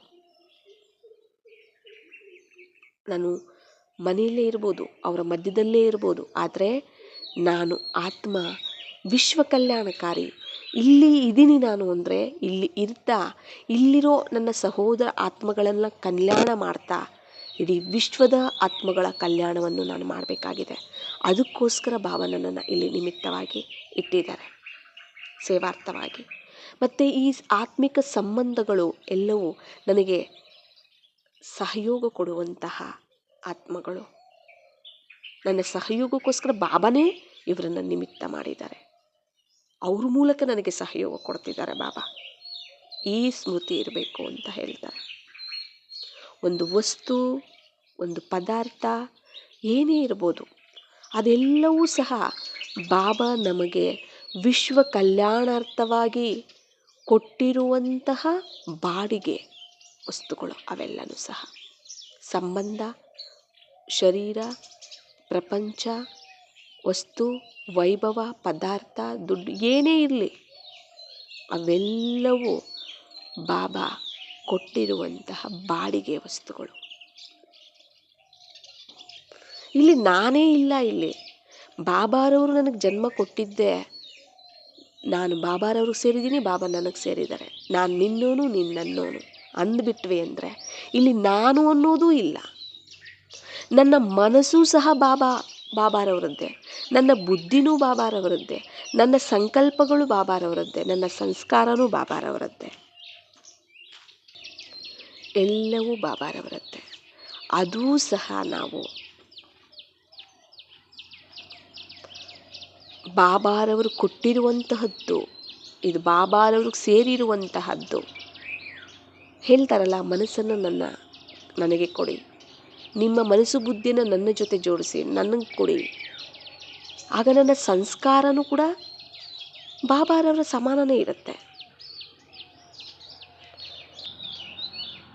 ಈ ಪ್ರಪಂಚದಲ್ಲಿ ನಾವು ಬಾಬಾರವ್ರ ಮಕ್ಕಳಾದ ಮೇಲೆ ಇಲ್ಲಿ ಯಾವುದು ನನ್ನದೂ ಇಲ್ಲ, ನಾನೂ ಇಲ್ಲ, ನಮ್ಮದೂ ಇಲ್ಲ, ನಿಮ್ಮದೂ ಇಲ್ಲ. ಎಲ್ಲ ಬಾಬಾರವರದ್ದು. ಬಾಬಾ ನಮಗೆ ಲೋನಾಗಿ ಕೊಟ್ಟಿರುವಂಥದ್ದು. ನಾವು ಕೇವಲ ಅತಿಥಿಗಳು, ಗೆಸ್ಟ್ಗಳಷ್ಟೇ. ನಾವು ಯಾರ ಮನೆಗಾದರೂ ಗೆಸ್ಟಾಗಿ ಹೋದಾಗ ನಾವು ಯಾವುದಕ್ಕೂ ನಾವು ಆ ಮನೆಯಲ್ಲಿ ಹೋಗ್ತೀವಿ. ನಾವು ಗೆಸ್ಟ್, ನಮ್ಮ ರಿಲೇಷನ್ಸ್ ಅಂತ ಹೋಗ್ತೀವಿ. ಹೋಗಿ ನಮ್ದು ಏನಿದೆ ಅಷ್ಟೇ ಮುಗಿಸ್ಕೊಂಡು ಬರ್ತೀವಿ. ನಾವು ಅಲ್ಲೇ ನಂದು ನಮ್ಮದು ಅಂತ ಇಲ್ಲ, ಅಲ್ಲೇ ಕೂತ್ಕೊಂಡ್ಬಿಡಲ್ಲ. ನಾವು ಅದರಲ್ಲಿ ಸಿಕ್ಕಾಕ್ಕೊಳ್ಳಲ್ಲ, ಇಂಟರ್ಫಿಯರ್ ಆಗಲ್ಲ, ನ್ಯಾರ ಪ್ಯಾರ ಆಗಿರ್ತೀವಿ. ಇಲ್ಲೂ ಹಾಗೆ. ನಾನು ಪರಂಧಾಮ ನಿವಾಸಿ, ನನ್ನ ಮನೆ ಅದು. ನಾನು ಇಲ್ಲಿ ಬಂದಿದ್ದೀನಿ ಅಂದರೆ ಗೆಸ್ಟಾಗಿ ಬಂದಿದ್ದೀನಿ. ಏನು ಕಾರ್ಯ? ವಿಶ್ವ ಪರಿವರ್ತನೆಯ ಕಾರ್ಯ. ಅಷ್ಟು ಮಾಡೋದಕ್ಕೋಸ್ಕರನೇ ಬಾಬಾ ಅದಕ್ಕೆ ಹೇಳ್ತಾರೆ, ನನ್ನ ಒಂದು ಪ್ರತಿ ಸಂಕಲ್ಪ, ನನ್ನ ದೃಷ್ಟಿ, ನನ್ನ ಮಾತು, ನನ್ನ ಕರ್ಮ, ನನ್ನ ವೃತ್ತಿ ಎಲ್ಲವೂ ವಿಶ್ವ ಕಲ್ಯಾಣಾರ್ಥವಾಗೇ ಇರಬೇಕು. ತನು, ಮನ, ಧನ ಅದೂ ಸಹ ವಿಶ್ವ ಕಲ್ಯಾಣಾರ್ಥವಾಗೇ ಇರಬೇಕು. ಅದರಿಂದ ವಿಶ್ವ ಕಲ್ಯಾಣ ಆಗ್ತಿಲ್ವಾ, ಅದು ವ್ಯರ್ಥ, ವೇಸ್ಟ್ ಮಾಡ್ತಿದ್ದೀವಿ. ಬಾಬಾರವರು ಕೊಟ್ಟಿರೋದನ್ನು ನಾವು ಸರಿಯಾದ ರೀತಿಯಲ್ಲಿ ಉಪಯೋಗಿಸ್ತಿಲ್ಲ, ದುರ್ಬಳಕೆ ಮಾಡ್ಕೊಳ್ತಾ ಇದ್ದೀವಿ ಅಂತ ಅರ್ಥ. ಬಳಕೆ ಮಾಡ್ಕೊಳ್ತಿಲ್ಲ, ಸದ್ಬಳಕೆ ಮಾಡ್ಕೋತಿಲ್ಲ, ದುರ್ಬಳಕೆ ಮಾಡ್ಕೊಳ್ತಾ ಇದ್ದೀವಿ ಅಂತ ಅರ್ಥ ಅಂತ ಹೇಳ್ತಾರೆ ಬಾಬಾ. ನನಗೆ ಬಾಬಾ ಶರೀರ ಕೊಟ್ಟಿದ್ದಾರೆ, ಮನಸ್ಸು ಬುದ್ಧಿ ಕೊಟ್ಟಿದ್ದಾರೆ, ಇರೋದಕ್ಕೆ ಮನೆ ಕೊಟ್ಟಿದ್ದಾರೆ, ಸಂಬಂಧಗಳು, ಆತ್ಮಿಕ ಸಂಬಂಧಗಳು ಕೊಟ್ಟಿದ್ದಾರೆ, ಎಲ್ಲವನ್ನ ಬಾಡಿಗೆಯಾಗಿ ಕೊಟ್ಟಿದ್ದಾರೆ. ಏನಕ್ಕೆ? ವಿಶ್ವ ಕಲ್ಯಾಣಕ್ಕೆ. ಇಲ್ಲಿ ಸ್ವಕಲ್ಯಾಣ ಜೊತೆಗೆ ವಿಶ್ವ ಕಲ್ಯಾಣ ಎರಡೂ ನಡೀತಿರ್ಬೇಕು. ಅದಕ್ಕೋಸ್ಕರ ಕೊಟ್ಟಿದ್ದಾರೆ ಹೊರತು ದೇಹಾಭಿಮಾನದಲ್ಲಿ ಬಂದು ಇನ್ನ ಪಾಪಗಳನ್ನು ಮಾಡೋದಕ್ಕೆ ಕೊಟ್ಟಿಲ್ಲ ಅಂತ ಹೇಳ್ತಿದ್ದಾರೆ ಬಾಬಾ. ನಾವು ದೇಹಾಭಿಮಾನದಲ್ಲಿ ಬಂದ್ವಿ ಅಂದರೆ ಅದು ವಿಕರ್ಮನೆ, ಪಾಪಕರ್ಮನೆ. ದೇಹ ಅನ್ನೋದೇ ವಿಕಾರಕ್ಕೆ ಸಂಬಂಧಪಟ್ಟಿರುವಂಥದ್ದು. ಯಾಕೆಂದರೆ ವಿಕಾರಗಳಿಗೆ ಜನ್ಮ ಕೊಡುವಂತಹದ್ದೇ ದೇಹ. ನಾವು ಈಗ ದೇಹ ಅಲ್ಲ, ನಾವು ಆತ್ಮಗಳು. ಅದಕ್ಕೆ ಬಾಬಾ ಹೇಳ್ತಾರೆ, ನಿರಂತರವಾಗಿ ನೋಡಿ, ನಾವು ಈಗ ಹೇಳ್ತಿರ್ತೀವಿ, ನನಗೆ ಬಾಬಾ ಸ್ಮೃತಿನೇ ಬರೋದಿಲ್ಲ, ನೆನಪೇ ಇರೋದಿಲ್ಲ, ಪದೇ ಪದೇ ಮರಿತಿರ್ತೀನಿ. ಯಾಕೆ? ಇವುಗಳ ಜೊತೆ ಅಟ್ಯಾಚ್ಮೆಂಟ್ ಇದೆ, ಇವುಗಳಲ್ಲಿ ಸಿಕ್ಕಾಕೊಂಡಿದ್ದೀವಿ. ಆ ಸೆಳೆತ ಇದೆ ನಮಗೆ. ಯಾಕೆ ಸೆಳೆತ ಇದೆ? ನನ್ನದು, ನಾನು, ನನ್ನ ಮನೆ, ನನ್ನ ಫ್ಯಾಮಿಲಿ, ನನ್ನದು, ನನ್ನ ಊರು, ನನ್ನ ದೇಶ, ನನ್ನದು ಅಂತ ನಾವು ಅದರಲ್ಲಿ ತಗ್ಲಾಕೊಂಡಿದ್ದೀವಿ, ಸಿಕ್ಕಾಕೊಂಡಿದ್ದೀವಿ. ಅದು ನಮ್ಮನ್ನು ಸೆಳೀತಿರುತ್ತೆ. ಈ ದೇಹ ನನ್ನದು, ದೇಹ ಸಂಬಂಧಗಳು, ಪದಾರ್ಥ, ವಸ್ತು ನನ್ನದು ಅಂತ ಅದ್ರ ಕಡೆ ನಮ್ಮ ಆಕರ್ಷಣೆ ಇರೋದ್ರಿಂದ ಅದು ನನ್ನನ್ನು ಸೆಳೀತಿದೆ. ಅದು ಸೆಳೀತಿದೆ ಅಂದರೆ ಅದರಲ್ಲೇ ನಾವು ಜಾಸ್ತಿ ಇದ್ದೀವಿ ಅಂದರೆ ಇದೆಲ್ಲಿ ಸೆಳೆಯುತ್ತೆ? ಆತ್ಮದ ಸ್ಮೃತಿ, ಬಾಬಾರವರ ಸ್ಮೃತಿ ಎಲ್ಲಿ ಸೆಳೆಯುತ್ತೆ ನಮಗೆ? ಅದಿರೋದಿಲ್ಲ ಅಲ್ವಾ? ಇದ್ದರೆ ಆತ್ಮದ ಸ್ಮೃತಿ ಇರುತ್ತೆ, ಇಲ್ಲ ದೇಹದ ಸ್ಮೃತಿ ಇರುತ್ತೆ. ದೇಹದ ಸ್ಮೃತಿ ಇದ್ದಾಗ ಆತ್ಮದ ಸ್ಮೃತಿ ಇರಲ್ಲ, ಆತ್ಮದ ಸ್ಮೃತಿ ಇದ್ದಾಗ ದೇಹದ ಸ್ಮೃತಿ ಇರೋದಿಲ್ಲ ಅಂತ ಹೇಳ್ತಿದ್ದಾರೆ ಬಾಬಾ. ನಮಗೆ ಸ್ಮೃತಿ ಇರಬೇಕು, ನಾನು ಕೇವಲ ನಾನು ಎಲ್ಲದಕ್ಕೂ ಇರಬೇಕಾಗತ್ತೆ. ಯಾಕೆಂದರೆ ನಾನು ಅತಿಥಿ ಆಗಿದ್ದೀನಿ, ನಿಮಿತ್ತ ಆಗಿದ್ದೀನಿ. ಸ್ವಲ್ಪ ಸಮಯಕ್ಕಾಗಿ, ಎಷ್ಟು ಸಮಯ ಇದೆ ಇನ್ನು? ಸಂಗಮಯುಗ ಎಷ್ಟು ಸಮಯ ಇದೆ? ಅದರಲ್ಲೂ ನಾವು ಎಷ್ಟು ಸಮಯ ಈ ಶರೀರದಲ್ಲಿ ಇರ್ತೀವಿ ನಮಗೆ ಗೊತ್ತಿದೆಯಾ? ಗ್ಯಾರಂಟಿ ಇದೆಯಾ? ಗ್ಯಾರಂಟಿ ಇಲ್ವಲ್ಲ, ಗೊತ್ತಿಲ್ವಲ್ಲ ನಮಗೆ. ಅದಕ್ಕೋಸ್ಕರ ಸ್ವಲ್ಪ ಸಮಯಕ್ಕೋಸ್ಕರ ಬಾಬಾ ಕೊಟ್ಟಿರುವಂಥ ಬಾಡಿಗೆ ವಸ್ತುಗಳಿವು. ವಸ್ತ್ರ, ಈ ಶರೀರ ವಸ್ತ್ರನೂ ಬಾಡಿಗೆನೆ, ಮನೆನೂ ಬಾಡಿಗೆನೆ, ಸಂಬಂಧಗಳು ಬಾಡಿಗೆನೆ, ಈ ಪ್ರಪಂಚನೂ ಬಾಡಿಗೆನೆ, ಎಲ್ಲದೂ ಬಾಡಿಗೆಯಾಗಿ ಕೊಟ್ಟಿದ್ದಾರೆ.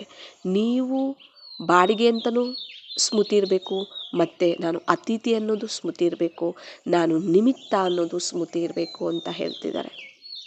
ಆಗ ನಿಮಗೆ ತಾನಾಗೇ ಅವ್ಯಕ್ತ ತಂದೆ, ನಿರಾಕಾರ ತಂದೆ ಸೆಳೀತಾರೆ, ಅವರ ಆಕರ್ಷಣೆ ಆಗುತ್ತೆ.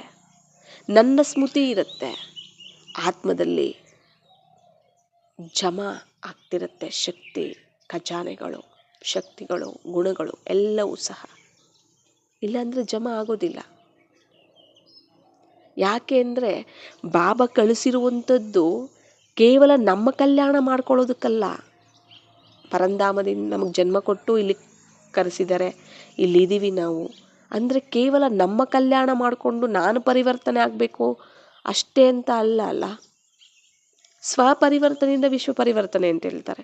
ಈಗ ನನಗೆ ಆತ್ಮದ ಸ್ಮೃತಿ ಕೊಟ್ಟು ಆತ್ಮಿಕ ಜನ್ಮ ಕೊಟ್ಟಿದ್ದಾರೆ ಅಂದರೆ ನಾನು ಇನ್ನೊಬ್ಬರಿಗೆ ಆತ್ಮಿಕ ಸ್ಮೃತಿ ತರಿಸಿ ಆತ್ಮಿಕ ಜನ್ಮ ಕೊಡೋದಕ್ಕೆ ನಿಮಿತ್ತ ಆಗಬೇಕು. ಇದು ನನ್ನ ಒಂದು ಕಾರ್ಯ, ಇದು ನನ್ನ ಕರ್ತವ್ಯ, ಇದಕ್ಕೆ ನಾನು ನಿಮಿತ್ತ ಆಗಿದ್ದೀನಿ. ಮತ್ತು ಈ ವಿಶ್ವದ ಆತ್ಮಗಳಿಗೆ ನಾನು ಕೊಡಬೇಕು ಅಂದರೆ ನನ್ನಲ್ಲಿ ಆತ್ಮಿಕ ಸ್ಮೃತಿ ಜಮಾ ಆಗಿರಬೇಕು, ಆತ್ಮಿಕ ಶಕ್ತಿ ಜಮಾ ಆಗಿರಬೇಕು, ಆತ್ಮಿಕ ಸ್ವರೂಪ ಜಮಾ ಆಗಿರಬೇಕು, ಆತ್ಮದಲ್ಲಿ ಗುಣ ಶಕ್ತಿಗಳು ಜಮಾ ಆಗಿರಬೇಕು, ಬಾಬಾರವರು ಕೊಟ್ಟಿರುವಂಥ ಆತ್ಮಿಕ ಖಜಾನೆಗಳು, ಪ್ರಾಪ್ತಿಗಳು ಜಮಾ ಆಗಿರಬೇಕು. ಆವಾಗ ಮಾತ್ರ ಇತರರಿಗೆ ನಾನು ಕೊಡೋದಕ್ಕೆ ಸಾಧ್ಯ ಆಗುತ್ತೆ. ಮತ್ತು ಜಮಾ ಖಾತೆ ಇದೆಯಾ ಅಂತ ನಾವು ಚೆಕ್ ಮಾಡ್ಕೊಳ್ಬೇಕು ಅಂತ ಬಾಬಾ ತಿಳಿಸ್ತಿದ್ದಾರೆ. ಇದು 69 ಮುರುಳಿಯಲ್ಲಿ ಬಾಬಾ ತಿಳಿಸಿರುವಂತಹ ಅವ್ಯಕ್ತ ಮಹಾವಾಕ್ಯಗಳು. ಚೆಕ್ ಮಾಡಿಕೊಳ್ಳಿ ಎಷ್ಟು ಜಮಾ ಆಗಿದೆ ಅಂತ. ಬಾಬಾ ಕೇಳ್ತಾರೆ, ನೀವು ಸಂಪಾದನೆ ಮಾಡಿಕೊಂಡು ಜಮಾ ಮಾಡ್ಕೊಳ್ತಿದ್ದೀರಾ, ಇಲ್ಲ ಸಂಪಾದನೆ ಮಾಡಿ ಅಲ್ಲೇ ತಿಂದ್ಬಿಡ್ತಿದ್ದೀರಾ, ಖರ್ಚು ಮಾಡಿಬಿಡ್ತಿದ್ದೀರಾ, ಇಲ್ಲ ಏನಾದರೂ ಸ್ವಲ್ಪ ಜಮಾನು ಮಾಡ್ಕೊಳ್ತಿದ್ದೀರಾ? ಕೇಳ್ತಿದ್ದಾರೆ ಬಾಬಾ. ಈಗ ನೋಡಿ, ಲೌಕಿಕದಲ್ಲಿ ಅಲ್ಲಿ ಸಂಪಾದನೆ ಮಾಡಿದ್ವಿ, ಅಲ್ಲಿ ಖರ್ಚು ಮಾಡಿಬಿಟ್ವಿ, ಏನು ಉಳಿತಾಯ ಆಯಿತು?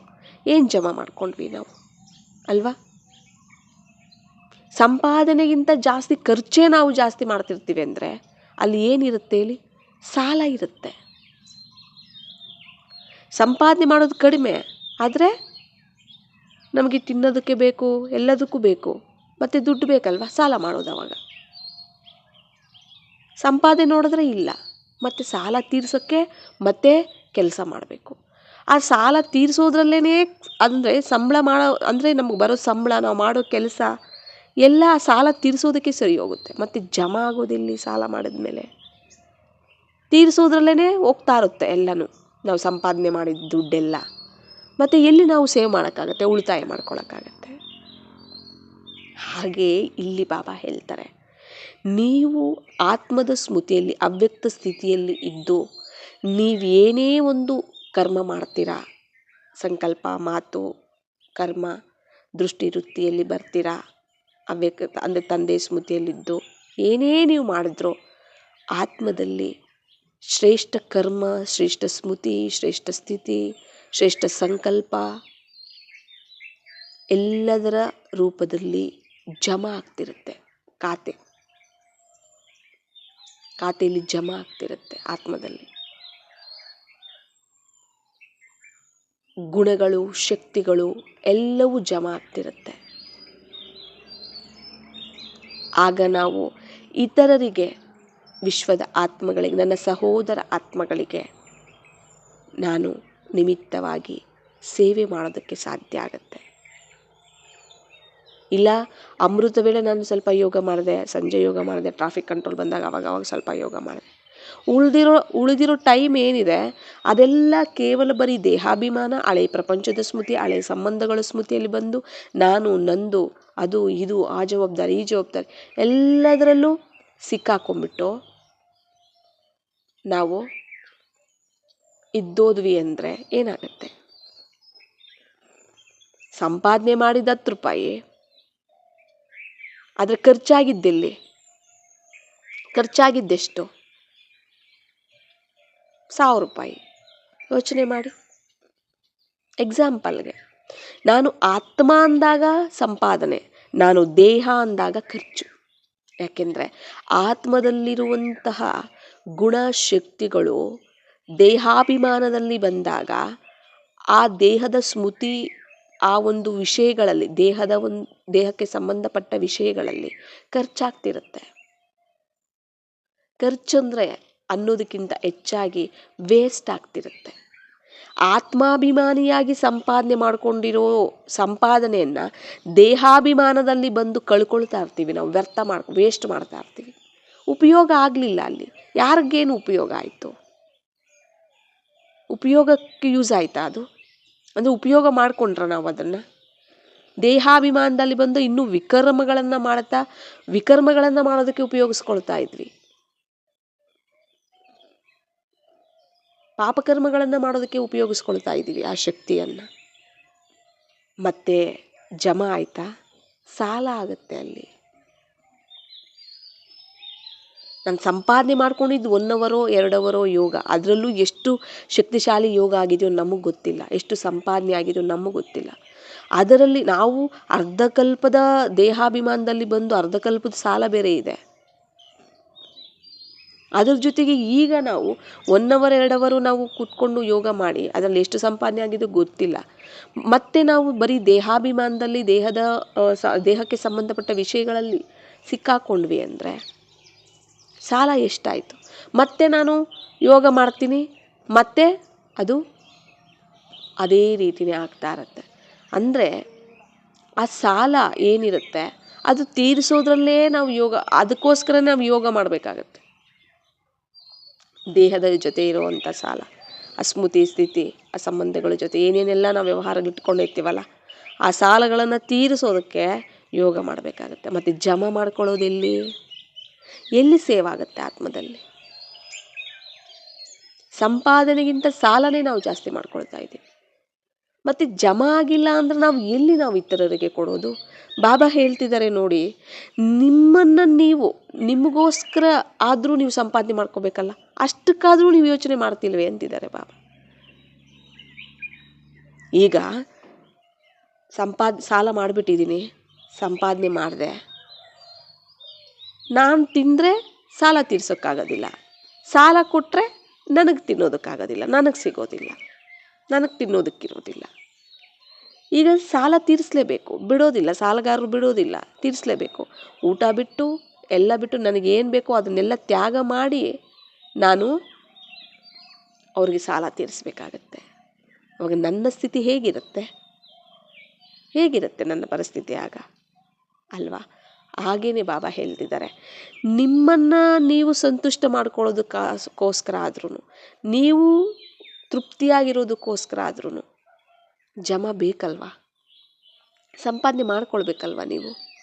ಆತ್ಮಿಕ ಸಂಪಾದನೆ, ಶಕ್ತಿಗಳ ಸಂಪಾದನೆ, ಗುಣಗಳ ಸಂಪಾದನೆ, ಆತ್ಮಿಕ ಸ್ಮೃತಿಯಲ್ಲಿತ್ತು ಇವೆಲ್ಲ ಪ್ರಾಪ್ತಿಗಳ ಸಂಪಾದನೆ ಮಾಡ್ಕೋಬೇಕು. ಇಲ್ಲ ಅಂದರೆ ಎಲ್ಲಿ ಜಮಾ ಆಗತ್ತೆ, ನಿಮಗೆ ತಿನ್ನೋದಕ್ಕಿಲ್ಲ ಅಂತ ಹೇಳ್ತಿದ್ದಾರೆ ಬಾಬಾ. ನೀವು ನಿಮ್ಮ ಆತ್ಮ ಶಕ್ತಿಶಾಲಿಯಾಗಿರಬೇಕು ಅಂದರೆ ನೀವು ಸಂಪಾದನೆ ಮಾಡ್ಕೊಳ್ಬೇಕು ಅಲ್ವಾ.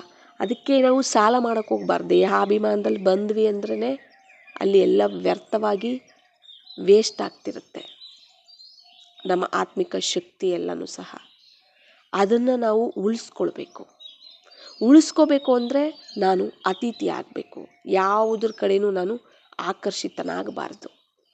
ಬಾಬಾ ಹೇಳ್ತಾರೆ, ನೀವು ಸಂಪಾದನೆ ಮಾಡಿ, ಫ್ಯಾಮಿಲಿ ಇದೆ, ವ್ಯವಹಾರ ಇದೆ, ಬಿಸ್ನೆಸ್ ಇದೆ, ಕೆಲಸ ಇದೆ, ಎಲ್ಲನೂ ಸಂಪಾದನೆ ಮಾಡಿ, ಅತಿಥಿಯಾಗಿ ಮಾಡಿ ಅಂತಿದ್ದಾರೆ ಬಾಬಾ, ನಿಮಿತ್ತವಾಗಿ ಮಾಡಿ ಅಂತಿದ್ದಾರೆ ಬಾಬಾ.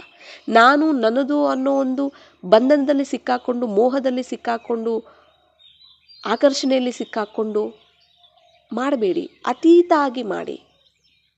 ಆಗ ಅವ್ರಿಗೂ ಕಲ್ಯಾಣ, ನಿಮಗೂ ಕಲ್ಯಾಣ, ಅವ್ರದ್ದು ಕಲ್ಯಾಣ ಆಗುತ್ತೆ, ನಿಮ್ಮದು ಕಲ್ಯಾಣ ಆಗುತ್ತೆ. ಬಿಡಿ ಅಂತ ಏನು ಹೇಳಿಲ್ಲಲ್ಲ ಬಾಬಾ, ಬಿಡಿ ಅಂತ ಹೇಳಿಲ್ಲ. ನಮ್ಮ ಮನಸ್ಸು ಬುದ್ಧಿಯಿಂದ ಸ್ಮೃತಿ ನಮಗೆ ಈ ರೀತಿ ಇರಬೇಕು ಅಂತ ಹೇಳ್ಕೊಡ್ತಿದ್ದಾರೆ ಬಾಬಾ. ಬಾಬಾ ಹೇಳ್ತಾರೆ, ನೀವು ಅವ್ಯಕ್ತ ಸ್ಥಿತಿಯನ್ನು ನೀವು ತಯಾರು ಮಾಡಿಕೊಂಡ್ರಿ ಅಂದರೆ ಇತರರ ಮನಸ್ಸಿನ ಭಾವನೆಗಳು ನಿಮಗೆ ಅರ್ಥ ಆಗ್ಬಿಡುತ್ತೆ. ಅವ್ರು ಹೇಳಬೇಕಾಗಿಲ್ಲ ನಿಮಗೆ, ಅಂತಹ ಸ್ಥಿತಿ ತಯಾರಾಗುತ್ತೆ ನಿಮಗೆ. ಅದಕ್ಕೋಸ್ಕರನೇ ನಾನು ನಿಮಗೆ ಅವ್ಯಕ್ತ ಸ್ಥಿತಿಯನ್ನು ಅಭ್ಯಾಸ ಮಾಡಿಸ್ತಿದ್ದೀನಿ, ಕಲಿಸ್ತಿದ್ದೀನಿ ಅಂತ ಹೇಳ್ತಿದ್ದಾರೆ ಬಾಬಾ. ಅದಕ್ಕೋಸ್ಕರನೇ ಬಾಬಾ ಹೇಳ್ಕೊಡ್ತಿದ್ದಾರೆ ನಮಗೆ. ನಾನು ಅವ್ಯಕ್ತ ಸ್ಥಿತಿಯಲ್ಲಿ ಶರೀರಕ್ಕೆ ಅತೀತ ಆಗಿದ್ದೀನಿ ಅಂದರೆ ನೋಡಿ, ಶರೀರ ಅನ್ನುವಂಥದ್ದು ಬಾಬಾ ಹೇಳ್ತಾರೆ ಇದು ಬಾಡಿಗೆ ವಸ್ತ್ರ. ಓಕೆ, ನಾನು ನನ್ನ ಶರೀರ ಅಂತಂದರೆ ನಮಗೆ ಈ ಶರೀರ ಜೈಲಾಗ್ಬಿಡುತ್ತೆ, ಜೈಲು ಮತ್ತು ಪಂಜರ ಆಗಿಬಿಡುತ್ತೆ. ಹೊರಗಡೆ ಇದೇನು ನಮಗೆ ಗೊತ್ತಾಗೋದಿಲ್ಲ, ಫ್ರೀ ಬರ್ಡ್ ಆಗಲ್ಲ, ನಾವು ಪಂಜರದ ಪಕ್ಷಿ ಆಗಿರ್ತೀವಿ.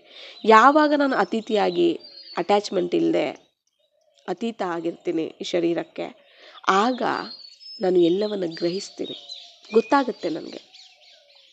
ಶರೀರದಲ್ಲೇ ಇದ್ದರೆ ನನ್ನ ಆತ್ಮದ ಶಕ್ತಿಯೆಲ್ಲ ಈ ಶರೀರದ ಮೂಲಕನೇ ಖರ್ಚಾಗ್ತಾ ಇರುತ್ತೆ. ಅದರ ಶರೀರದಲ್ಲಿ ಬಂದು ಆ ಸ್ಮೃತಿಯಲ್ಲಿ ಬರೋದ್ರಲ್ಲೇ ಖರ್ಚಾಗ್ತಿರುತ್ತೆ. ಅದರಲ್ಲಿ ಬಂದು ಎಷ್ಟು ವಿಕರ್ಮಗಳನ್ನು ಮಾಡ್ತೀವಿ, ನಾವು ಮಾಡೋ ಕರ್ಮಗಳೆಲ್ಲ ವಿಕರ್ಮಗಳೇ ಆಗಿರುತ್ತೆ, ಎಷ್ಟು ಖರ್ಚಾಗ್ತಿರುತ್ತೆ. ಮತ್ತೆ ನಾವು ಆತ್ಮ ಸ್ಮೃತಿಯಲ್ಲಿ ಬಂದು ಸಂಪಾದನೆ ಮಾಡೋದೆಲ್ಲ ಮತ್ತೆ ಹೋಗ್ತಾನೇ ಇರುತ್ತೆ, ಖರ್ಚಾಗ್ತಾನೇ ಇರುತ್ತೆ.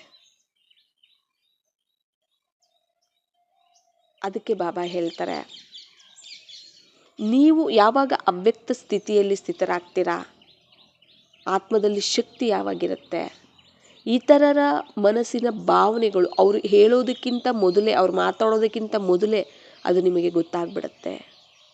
ಅಂತಹ ಸಮಯ ಈಗ ಬರೋದಿದೆ ಅಂತ ಹೇಳ್ತಿದ್ದಾರೆ ಬಾಬಾ. ಅತಿ ಶೀಘ್ರದಲ್ಲಿ ಬರೋದಿದೆ, ಅದು ತುಂಬ ದೂರನೂ ಇಲ್ಲ ಆ ಸಮಯ ಅಂತ ಹೇಳ್ತಿದ್ದಾರೆ. ನಾವು ಆ ಸ್ಥಿತಿಯನ್ನು ತಯಾರು ಮಾಡ್ಕೊಳ್ಬೇಕು.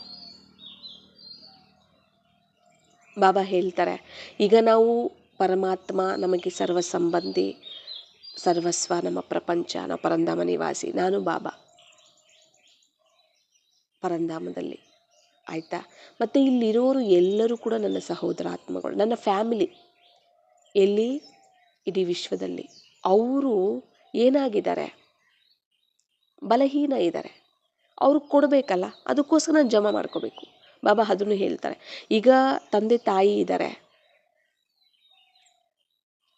ಮಕ್ಕಳು ಅವರಿಗೆ ಜನಿಸೋದಕ್ಕಿಂತ ಮೊದಲು ಅವರು ಅಷ್ಟೊಂದು ಜಮಾ ಮಾಡ್ಕೊಳ್ಳೋದಿಲ್ಲ. ಅವ್ರಿಗೋಸ್ಕರ ಅವ್ರು ದುಡ್ಕೊಳ್ತಾರೆ, ತಿಂತಾರೆ, ಅದೆಲ್ಲ ಇರುತ್ತೆ. ಆದರೆ ಮಕ್ಕಳಿಗೆ ಜನ್ಮ ಕೊಟ್ಟರು ಅಂದರೆ ಆ ಮಕ್ಕಳಿಗೋಸ್ಕರ ಅವರು ದುಡಿಬೇಕು, ಜಮಾ ಮಾಡ್ಕೊಳ್ಬೇಕಾಗತ್ತೆ, ಸೇವ್ ಮಾಡ್ಕೊಳ್ಬೇಕಾಗತ್ತೆ, ಕಷ್ಟಪಡಬೇಕಾಗತ್ತೆ ಅಲ್ವಾ? ಹಾಗೆ ಬಾಬಾ ಹೇಳ್ತಾರೆ, ನೀವು ಒಂಟಿ ಇಲ್ಲ, ನಿಮ್ಮ ರಚನೆ ಇದೆ ಅಂತ ಹೇಳ್ತಿದ್ದಾರೆ ಬಾಬಾ. ನೀವು ಮಾಸ್ಟರ್ ರಚಯಿತರು ಕೂಡ ಅಲ್ವಾ? ನೀವು ಒಂಟಿಯಾಗಿಲ್ಲ, ನಿಮ್ಮ ರಚನೆ ಇದೆ, ನಿಮ್ಮ ಪ್ರಜೆಗಳೂ ಇದ್ದಾರೆ, ನಿಮ್ಮ ಭಕ್ತರೂ ಇದ್ದಾರೆ. ಮತ್ತೆ ಅವರಿಗೆ ಕೊಡಬೇಕಲ್ವ ನೀವು? ಬಿಕಾರಿ ರೂಪದಲ್ಲಿ ಬರ್ತಾರೆ. ಈಗ ಅವರು ನನ್ನ ಹತ್ರ ಎಲ್ಲ ಇದೆ ಅಂತ ಹೇಳ್ತಾರೆ, ಎಲ್ಲ ಇದೆ ಅಂತ ಹೇಳ್ತಾರೆ. ಆದರೆ ಸ್ವಲ್ಪ ಸಮಯದಲ್ಲಿ ಅವರು ಬಿಕಾರಿಗಳಾಗಿ ನಿಮ್ಮ ಹತ್ರ ಬರ್ತಾರೆ. ಆವಾಗ ನೀವು ಅವ್ರಿಗೆ ಕೊಡಬೇಕಾಗತ್ತೆ. ನಿಮ್ಮ ರಚನೆನೇ ಅಲ್ವಾ? ಅವ್ರಿಗೆ ಕೊಡಬೇಕು, ಭಕ್ತರಿಗೂ ಕೊಡಬೇಕು, ಪ್ರಜೆಗಳಿಗೂ ಕೊಡಬೇಕು. ನಾವು ಏನು ಕೊಡ್ತೀವಿ ಅದನ್ನು ಅವರು ತಗೊಳ್ತಾರೆ. ಅದು ಕೊಡೋದಕ್ಕೆ ನನ್ನ ಹತ್ರ ಜಮಾ ಆಗಿರಬೇಕು. ಅದು ಜಮಾ ಆಗೋದು ಸಹ ಅವ್ಯಕ್ತ ಸ್ಥಿತಿಯಲ್ಲಿ.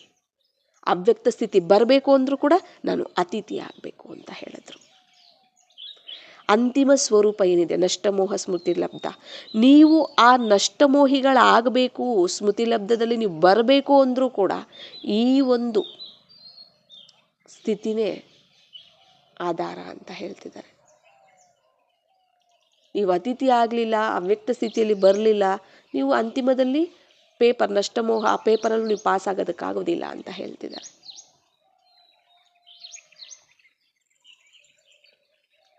ಅರ್ಥ ಆಗ್ತಿದೆಯಲ್ಲ?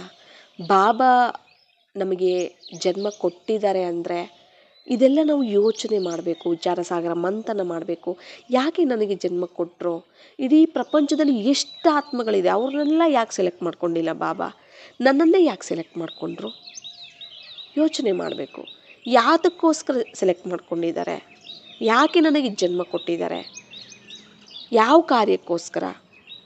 ಮತ್ತು ನಾನೆಷ್ಟು ಭಾಗ್ಯಶಾಲಿ ಅಲ್ಲ, ಇಡೀ ಕೋಟಿಗಳ ಆತ್ಮಗಳಲ್ಲಿ ನನ್ನನ್ನು ಸೆಲೆಕ್ಟ್ ಮಾಡಿಕೊಂಡು ನನಗೆ ಜನ್ಮ ಕೊಟ್ಟು, ನನಗೆ ಹೊಸ ಜೀವನ ಕೊಟ್ಟು, ನನ್ನ ಜೊತೆಗಾರನಾಗಿ ನನ್ನ ಜೊತೆಯಲ್ಲಿದ್ದು ಎಲ್ಲ ಸೇವೆಯನ್ನು ಮಾಡಿಸ್ತಿದ್ದಾರೆ, ಎಲ್ಲ ಕಾರ್ಯಗಳನ್ನು ಮಾಡಿಸ್ತಿದ್ದಾರೆ.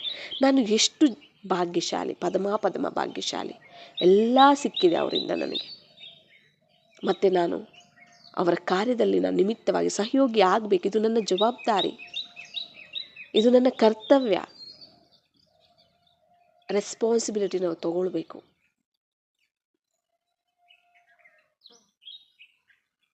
ಇದರಲ್ಲಿ ನಾವು ನಿರ್ಲಕ್ಷ್ಯ ಮಾಡಬಾರ್ದು. ಈಗ ನಮಗೆ ಅಂತಿಮ ಸ್ಥಿತಿನೇ ಅವ್ಯಕ್ತ ಸ್ಥಿತಿ ಅಲ್ವಾ?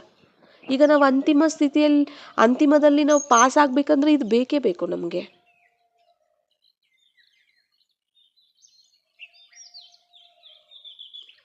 ಅದಕ್ಕೆ ಬಾಬಾ ಹೇಳ್ತಾರೆ, ಈಗ ನಾವು ಅವ್ಯಕ್ತ ಆಗಬೇಕಂದ್ರೆ, ಇವಾಗ ನೋಡಿ ಬ್ರಹ್ಮ ಬಾಬಾ ಇದ್ದಾರೆ ಎಕ್ಸಾಂಪಲ್ಗೆ, ಅವ್ಯಕ್ತ ಆಗಿದ್ದಾರೆ, ಅವ್ಯಕ್ತ ಫರಿಸ್ತೆ ಆಗಿದ್ದಾರೆ ಅಲ್ವಾ? ಬ್ರಹ್ಮ ಬಾಬಾ ಅವರು ಹಾಗೇನೆ, ಬಾಬಾ ಹೇಗೆ ಹೇಳಿದ್ರು ಹಾಗೇನೇ ಇದ್ರು ಅವರು, ಅದೇ ರೀತಿ ನಡ್ಕೊಂಡ್ರು. ಅದಕ್ಕೆ ಅವರು ಅವ್ಯಕ್ತ ಫರಿಸ್ತೆ ಆಗಿಬಿಟ್ರು. ಈಗ ಅವರ ಸಮಾನ ನಾವು ಆಗಬೇಕಲ್ವಾ? ಇದೇ ನಮ್ಮ ಇವಾಗ ಅಂತಿಮ ಒಂದು ಪರೀಕ್ಷೆ ಇದೆ ಅಲ್ವಾ ನಮಗೆ? ಆಗಬೇಕು ತಾನೇ? ಈಗ ನಾವು ಕರ್ಮಾತೀತರು, ನಷ್ಟಮೋಹಿಗಳು, ಅವ್ಯಕ್ತ ಫರಿಸ್ತೆಗಳು ಆಗಬೇಕಲ್ಲ ಈಗ ನಾವು.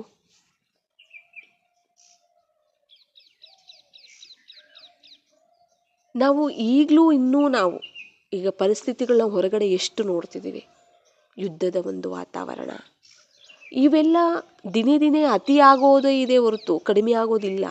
ಸ್ವಲ್ಪ ಹಂಗೆ ತಣ್ಣಗೆ ಅನ್ನಿಸ್ಬೋದು ನಿಮಗೆ, ಮತ್ತೆ ಅದು ಶುರುವಾಗತ್ತೆ. ನಡಿಲೇಬೇಕು, ವಿನಾಶ ಆಗಲೇಬೇಕು ಅಲ್ವಾ? ಇದು ಕಂಟಿನ್ಯೂಯೇಷನ್ ಇದ್ದೇ ಇರುತ್ತೆ. ಇದು ಅತಿಯಾಗಿ ಅಂತ್ಯ ಆಗೋದೇ ಇದೆ. ನಾವು ಈಗಲೂ ಸಹ ಈ ವಿನಾಶ ಆಗೋ ಪ್ರಪಂಚ ಬಗ್ಗೆ ವ್ಯಾಮೋಹ ಇಟ್ಕೊಂಡು ಅದರ ಆಕರ್ಷಣೆಯಲ್ಲಿ ಈ ಪ್ರಪಂಚದಲ್ಲಿ ಸಿಗ್ತಿರುವಂಥ, ಹಳೆ ಪ್ರಪಂಚದಲ್ಲಿ ಸಿಗ್ತಿರುವಂಥ ವಸ್ತುಗಳು, ವ್ಯಕ್ತಿಗಳು, ಅವುಗಳಲ್ಲಿ ಸಿಕ್ಕಾಕೊಂಡಿದ್ರೆ ನಾವು ಅವ್ಯಕ್ತರಾಗೋದು ಯಾವಾಗ, ಸಂಪನ್ನ ಆಗೋದು ಯಾವಾಗ, ಸಂಪೂರ್ಣ ಆಗೋದು ಯಾವಾಗ, ಬಾಪ್ದಾದ ಸಮಾನ ಆಗೋದು ಯಾವಾಗ, ಮನೆಗೆ ಹೋಗೋದು ಯಾವಾಗ, ನಮ್ಮ ಜೊತೆಗೆ ಅವರನ್ನು ಕರ್ಕೊಂಡು ಹೋಗೋದು ಯಾವಾಗ. ಬಾಬಾರವರಿಂದೆ ನಾವಿರ್ತೀವಿ, ನಮ್ಮಿಂದೆ ಸರ್ವಾತ್ಮರು ಇರ್ತಾರೆ, ವಿಶ್ವದಾತ್ಮಗಳು, ನಮ್ಮ ಭಕ್ತರು, ಪ್ರಜೆಗಳು ಎಲ್ಲ ಇರ್ತಾರೆ. ಪ್ರಜೆಗಳಿಗೂ ಇಲ್ಲಿ ನಾವು ಕೊಡಬೇಕು, ಭಕ್ತರಿಗೂ ಇಲ್ಲಿ ನಾವು ಕೊಡಬೇಕು. ಬರ್ತಾರೆ ಅವರು ಬಿಕಾರಿ ರೂಪದಲ್ಲಿ, ಅವರಿಗೆ ನೀವು ಕೊಡಬೇಕಾಗತ್ತೆ, ದಾನ ಮಾಡಬೇಕಾಗತ್ತೆ. ಅಷ್ಟು ನಿಮ್ಮ ಹತ್ರ ಸ್ಟಾಕ್ ಇರಬೇಕು, ಜಮಾ ಇರಬೇಕು ಅಂತ ಹೇಳ್ತಿದ್ದಾರೆ ಬಾಬಾ. ಅದು ಕೇವಲ ಅವ್ಯಕ್ತ ಸ್ಥಿತಿಯಲ್ಲಿದ್ದಾಗ, ಅತೀತ ಒಂದು ಸ್ಮೃತಿ ಇರಬೇಕು, ಅವ್ಯಕ್ತ ಸ್ಥಿತಿಯಲ್ಲಿರಬೇಕು. ಅತೀತ ಆಗಿ ನ್ಯಾರ ಪ್ಯಾರ ಮತ್ತು ಅತಿಥಿ ನಾನು ಅನ್ನೋ ಸ್ಮೃತಿ ಇವೆಲ್ಲ ಇದ್ದಾಗ ಸ್ಟಾಕ್ ಜಮಾ ಆಗುತ್ತೆ. ಜ್ಞಾನ ಯೋಗದಿಂದ ನಾವು ಸಂಪನ್ನ ಆಗಬೇಕು.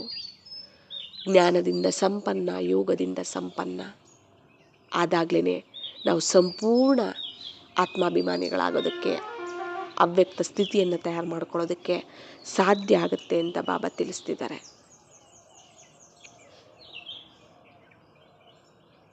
ನಮ್ಮ ಒಂದು ಗುರಿ ಉದ್ದೇಶ ಈಗ ನಾವು ಇದನ್ನೇ ಇಟ್ಕೊಳ್ಬೇಕು. ಪ್ರತಿಜ್ಞೆಯನ್ನು ನಾವು ಮಾಡಬೇಕಾಗತ್ತೆ. ನಾನು ಅವ್ಯಕ್ತ ಸ್ಥಿತಿಯನ್ನು ನಾನು ತಯಾರು ಮಾಡ್ಕೊಳ್ಬೇಕು. ಬಾಬಾ ನಮಗೆ ಜನ್ಮ ಕೊಟ್ಟು ಎಲ್ಲವನ್ನ ಕೊಟ್ಟಿದ್ದಾರೆ. ನಾವದನ್ನು ದುರುಪಯೋಗ ಮಾಡ್ಕೊಳ್ತಿದ್ದೀವಿ.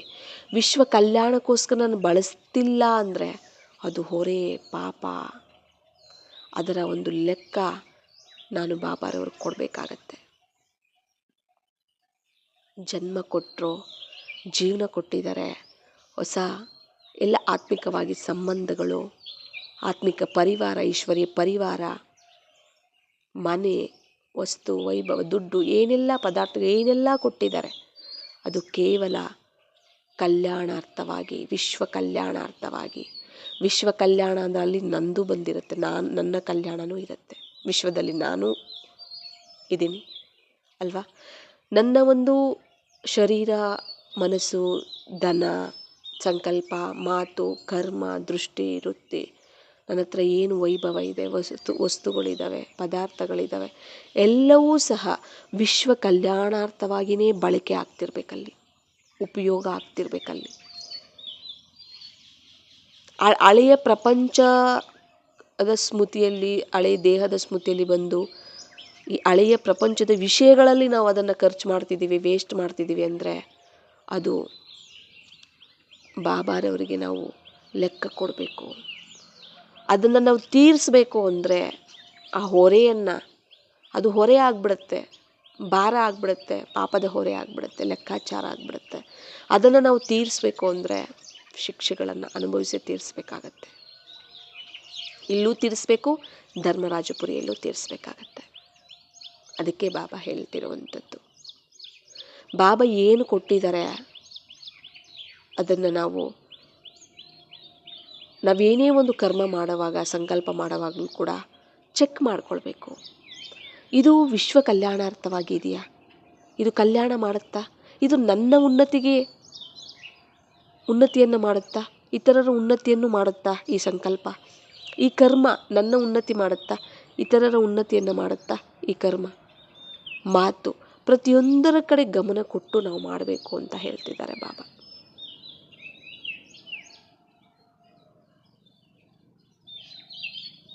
ಬಾಬಾ ನಮಗೆ ಬ್ರಾಹ್ಮಣ ಜೀವನ, ಜನ್ಮ, ಇದರ ಆಯಸ್ಸು ಸಂಗಮ ಯುಗ ಕೊನೆಯವರೆಗೂ ಸಹ ನಮ್ಮದು ಆಯಸ್ಸಿದೆ. ಬ್ರಾಹ್ಮಣ ಆತ್ಮಗಳದ್ದು ಆತ್ಮಿಕ ಜನ್ಮನ ಹೊಸ ಜನ್ಮ ನೋಡಿ. ನೀವು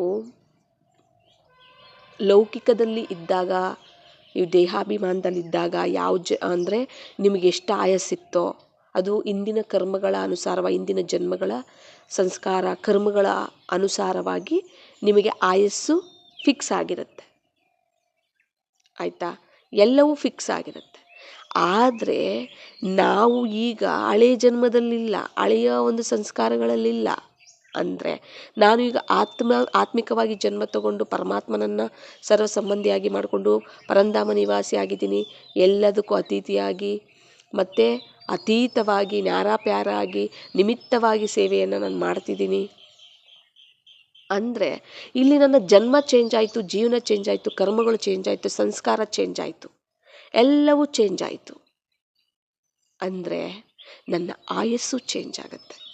ಸಂಗಮಯುಗದ ಸಂಗಮಯುಗ ಎಷ್ಟು ವರ್ಷ ಇದೆ, ಎಲ್ಲಿವರೆಗೂ, ಅಲ್ಲಿವರೆಗೂ ನಾನು ಆಯಸ್ಸು ಇರುತ್ತೆ.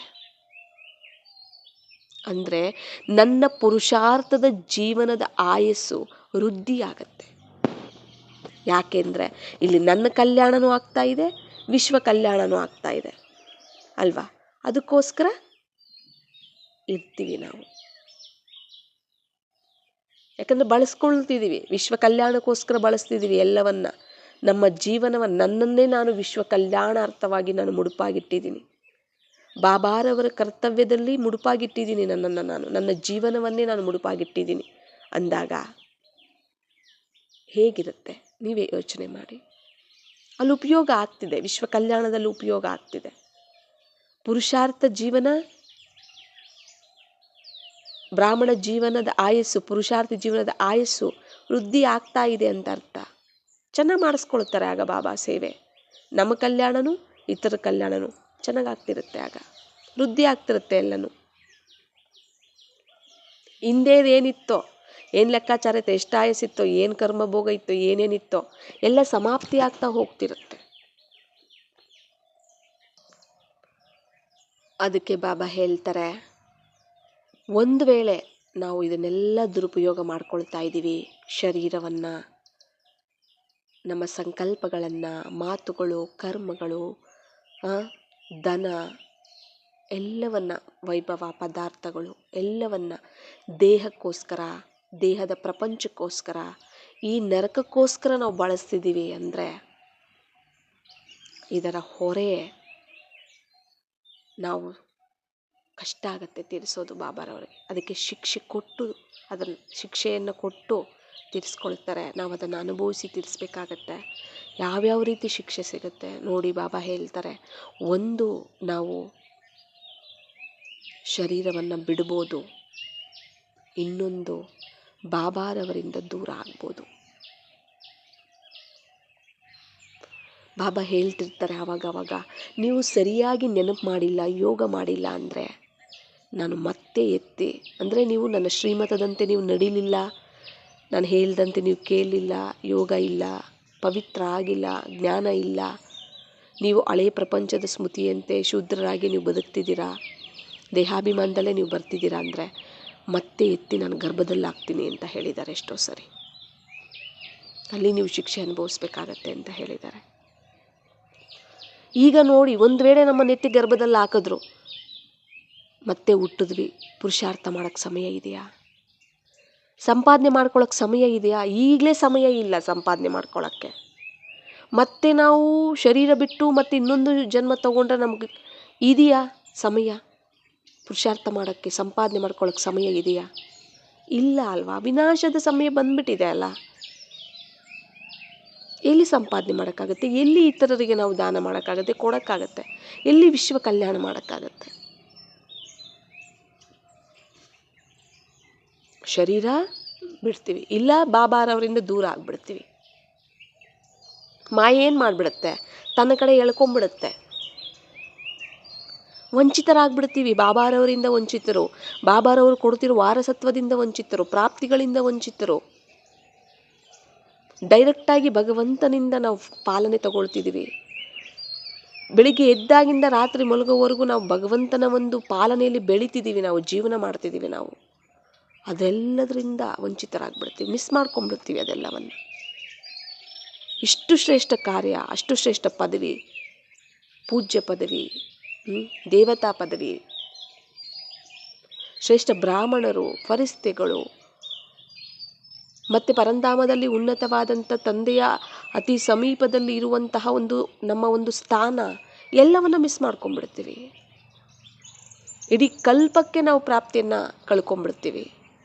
21 ಜನ್ಮಗಳ ಪ್ರಾಪ್ತಿನೂ ಇಲ್ಲ, 84 ಜನ್ಮಗಳ ಪ್ರಾಪ್ತಿನೂ ಇಲ್ಲ. ಹಂಗೆ ಮಾಡ್ಕೊಂಡ್ಬಿಡ್ತೀವಿ ನಾವು. ಬಾಬಾ ಕೊಟ್ಟಿರೋದು ಏನನ್ನ ನಾವು ದುರ್ಬಳಕೆ ಮಾಡ್ತಿದ್ದೀವಿ ಅದನ್ನು ತೊಗೊಂಡ್ಬಿಡ್ತಾರೆ ಬಾಬಾ. ದುರ್ಬಳಕೆ ನಾವು ಮಾಡ್ತಿದ್ದೀವಿ ಅಂದರೆ ಬಿಡೋದಿಲ್ಲ, ದುರ್ಬಳಕೆ ಮಾಡೋದಕ್ಕೆ ಬಿಡೋದಿಲ್ಲ. ಅದು ಹೊರೆನೂ ಇರುತ್ತೆ, ಅದು ಹೊರೆನೂ ನಾವು ತೀರಿಸಬೇಕು, ಮತ್ತೆ ಅದನ್ನು ವಾಪಸ್ ತಗೊಳ್ತಾರೆ. ಆ ತಗೊಳ್ಳೋದು ಹೇಗೆ ನಾವು ದುರ್ಬಳಕೆ ಮಾಡ್ತಿದ್ದೀವಿ ಅಂದರೆ, ಈಗ ಎಲ್ಲ ಕೊಡ್ತಾರೆ, ಒಬ್ಬ ತಂದೆ ಎಲ್ಲ ಕೊಡ್ತಾರೆ, ಅದನ್ನು ಸರಿಯಾಗಿ ನಾವು ಒಳ್ಳೆ ಕಾರ್ಯಕ್ಕೆ ಯೂಸ್ ಮಾಡ್ತಿಲ್ಲ, ಹಾಳು ಮಾಡ್ತಿದ್ದೀವಿ, ಇನ್ನೂ ಮನೆಯೇ ಹಾಳು ಮಾಡ್ತಿದ್ದೀವಿ ಅಂದರೆ ಅದನ್ನ ಅವ್ರ ಕೈ ಕೊಡೋಕೆ ಇಷ್ಟಪಡಲ್ವಲ್ಲ ತಂದೆ ತಾಯಿ. ಒಂದು ಆಸ್ತಿನೇ ಇರ್ಬೋದು, ಏನೇ ಒಂದು ಜವಾಬ್ದಾರಿನೇ ಇರ್ಬೋದು, ಇನ್ನೂ ಹಾಳು ಮಾಡ್ತಿದ್ದಾರೆ ಅಂದರೆ ಕೊಡೋಕೆ ಇಷ್ಟಪಡೋದಿಲ್ಲ, ತೊಗೊಂಡ್ಬಿಡ್ತಾರೆ. ಯೋಗ್ಯ ಆಗಿರೋರು ಕೊಡ್ತಾರೆ. ಹಂಗೆ ಇಲ್ಲೂ ಮಾಡ್ತಾರೆ ಬಾಬಾ. ನಮಗೆ ಎಲ್ಲನೂ ಕೂಡ ಜನ್ಮ, ಜೀವನ, ಆಯಸ್ಸು ಎಲ್ಲ ಕೊಟ್ಟಿದ್ದಾರೆ, ಎಲ್ಲ ಕೊಡ್ತಾ ಇದ್ದಾರೆ. ಕೊಟ್ಟರೂ ಕೂಡ ನಾವು ಅದನ್ನು ದುರ್ಬಳಕೆ ಮಾಡ್ತಿದ್ದೀವಿ ದೇಹಾಭಿಮಾನದಲ್ಲಿ ಬಂದು ಅಂದರೆ ಮತ್ತೆ ಅದನ್ನು ತೊಗೊಂಡ್ಬಿಡ್ತಾರೆ ಬಾಬಾ. ಬಾಬಾ ಏನು ಕೊಟ್ಟಿದ್ದಾರೆ ಆತ್ಮಿಕ ಜನ್ಮ ಕೊಟ್ಟು ಅವೆಲ್ಲ ತೊಗೊಂಡ್ಬಿಡ್ತಾರೆ. ಮತ್ತು ನಾವು ಹಳೆ ಪ್ರಪಂಚದಲ್ಲಿ ಹೊರಟೋಗ್ತೀವಿ, ನರಕದಲ್ಲಿ ಹೊರಟೋಗ್ತೀವಿ, ಆ ಸ್ಮೃತಿಯಲ್ಲಿ ಇರ್ತೀವಿ. ಅಲ್ಲಿ ಏನೇನಿದೆಯೋ ಆ ಪ್ರಪಂಚದವರು ಎಷ್ಟು ನರಕ ಅನುಭವಿಸ್ತಾರಲ್ಲ ಅದ್ರ ಜೊತೆಲಿ ನಾವು ಹೋಗಿ ಸೇರ್ಕೊತೀವಿ. ಇನ್ನೊಂದು ಬಾಬಾರವರು ಏನು ಮಾಡ್ತಾರೆ, ಎತ್ತಿ ಗರ್ಭದಲ್ಲಿ ಹಾಕ್ತಾರೆ, ಅಂದರೆ ಶರೀರ ಆದರೂ ಬಿಟ್ಬಿಡ್ತೀವಿ. ಒಂದು ಶರೀರ ಆದರೂ ಬಿಡ್ತೀವಿ, ಇಲ್ಲ ಬಾಬಾರವರಿಂದ ದೂರ ಆದರೂ ಆಗ್ತೀವಿ. ಇದೇ ನಮಗೆ ಶಿಕ್ಷೆ ಆಗಿಬಿಡುತ್ತೆ ನಾವು ದುರ್ಬಳಕೆ ಮಾಡ್ಕೊಳ್ಳೋದಕ್ಕೆ. ಮತ್ತು ಎಷ್ಟೋ ಸರಿ ಬಾಬಾ ಹೇಳ್ತಾರೆ, ನೀವು ಆತ್ಮಗಳು ದೇಹದ ಸ್ಮೃತಿಯಲ್ಲಿ ನೀವು ಹೆಚ್ಚಿಗೆ ಬರ್ತಿರ್ತೀರಾ ಅಂದರೆ ಅದು ಅಪವಿತ್ರತೆ ಅಲ್ವಾ. ದೇಹದ ಸ್ಮೃತಿ, ದೇಹದ ಸಂಬಂಧಗಳು, ಈ ಹಳೆ ಪ್ರಪಂಚದ ಇದು ಅಪವಿತ್ರತೆ ಅಲ್ವಾ. ಇದು ಹೊರೆ, ಪಾಪದ ಹೊರೆ, ಇದು ಪಾಪ ಅಂತ ಹೇಳಿದ್ದಾರೆ. ಎಷ್ಟೋ ಸರಿ ನೀವು ಹೇಳ್ತಿರ್ತೀರಾ, ನಂಗೆ ಮುರುಳಿ ಪಾಯಿಂಟ್ಸ್ ನೆನಪಿರೋದಿಲ್ಲ, ಬಾಬನ ನೆನಪೇ ಬರೋದು. ಒಂದು ಟೈಮ್ ಆತ್ಮ ಅನ್ಕೊತೀನಿ, ಆಮೇಲೆ ಮರ್ತೋಗ್ಬಿಡ್ತೀನಿ. ಬಾಬನ ನೆನಪು ಬರಲ್ಲ, ಆತ್ಮದ ನೆನಪು ಬರೋದಿಲ್ಲ, ದೇಹಾಭಿಮಾನದಲ್ಲಿ ಬಂದ್ಬಿಡ್ತೀನಿ. ಮತ್ತು ಮುರುಳಿ ಪಾಯಿಂಟ್ಸು ನೆನಪಿರೋದಿಲ್ಲ, ಧಾರಣೆ ಆಗ್ತಿಲ್ಲ. ಇಷ್ಟೆಲ್ಲ ನಾವು ಹೇಳ್ತಿರ್ತೀವಲ್ಲ ಕಾರಣಗಳು, ಇದೆಲ್ಲದಕ್ಕೂ ಇದೇ ಹೊರೆನೇ ಕಾರಣ, ಈ ಪಾಪದ ಹೊರೆನೇ ಕಾರಣ. ಬಾಬಾ ಹೇಳ್ತಾರೆ, ನೀವು ಮಾಡುವ ಪಾಪಕರ್ಮಗಳಿಗೆ, ನಿಮ್ಮ ಒಂದು ಅಪವಿತ್ರತೆ, ನಿಮ್ಮ ಒಂದು ದೇಹದ ಸ್ಮೃತಿಯಲ್ಲಿ ನೀವು ಬರೋದಕ್ಕೆ, ನೀವು ಮಾಡುವ ವಿಕರ್ಮಗಳಿಗೆ ಶಿಕ್ಷೆ ಯಾವುದು ಗೊತ್ತಾ? ನನ್ನ ಸ್ಮೃತಿ ಬರದೇ ಇರುವಂಥದ್ದು, ಆತ್ಮದ ಸ್ಮೃತಿ, ಬಾಬಾ ಸ್ಮೃತಿ ಬರದೇ ಇರುವಂತಹದ್ದೇ ಶಿಕ್ಷೆ ಅಂತ ಹೇಳಿದ್ದಾರೆ ಬಾಬಾ. ಯಾಕೆ ಆತ್ಮದ ಸ್ಮೃತಿ ಬರಲ್ಲ, ಬಾಬಾ ಸ್ಮೃತಿ ಬರೋದಿಲ್ಲ? ಯಾಕೆ ಯೋಗ ಕೂರೋದಿಲ್ಲ, ಯೋಗ ಕುದುರೋದಿಲ್ಲ? ಇದೇ ನಮಗೆ ಶಿಕ್ಷೆ. ಯಾಕಂದರೆ ಚೆನ್ನಾಗಿ ಯೋಗ ಕುರಿತು ನೆನಪು ಬಂತು, ಪವಿತ್ರ ಆದ್ವಿ, ಸಂಪಾದನೆ ಆಗ್ಬಿಡುತ್ತೆ, ಶ್ರೇಷ್ಠರಾಗ್ಬಿಡ್ತೀವಿ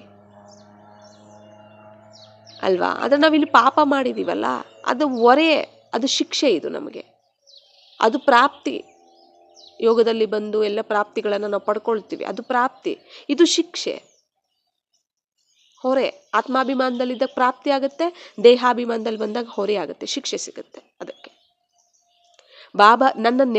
ಬಾಬಾ ಹೇಳ್ತಾರೆ, ನನ್ನ ನೆನಪು ಬರದೇ ಇರುವಂಥದ್ದು, ನಿಮ್ಮ ಒಂದು ಸ್ಮೃತಿ, ನನ್ನ ಒಂದು ಸ್ಮೃತಿ ಬರದೇ ಇರುವಂಥದ್ದು ಏನಿದೆ ಅದು ನಿಮಗೆ ಶಿಕ್ಷೆ ಅಂತ ಹೇಳಿದ್ದಾರೆ. ಯೋಗನೂ ನೀವು ಮಾಡೋಕ್ಕಾಗೋದಿಲ್ಲ, ಕುದುರೋದಿಲ್ಲ, ಯೋಗನೂ ಕುದುರೋದಿಲ್ಲ, ಮನಸ್ಸು ಬುದ್ಧಿ ಅಲ್ಲಿ ಇಲ್ಲಿ ಅಲ್ದಾಡ್ತಿರುತ್ತೆ, ಅದು ಕೂಡ ಶಿಕ್ಷೆ ಅಂತ ಹೇಳಿದ್ದಾರೆ ಬಾಬಾ. ಹೊರೆ.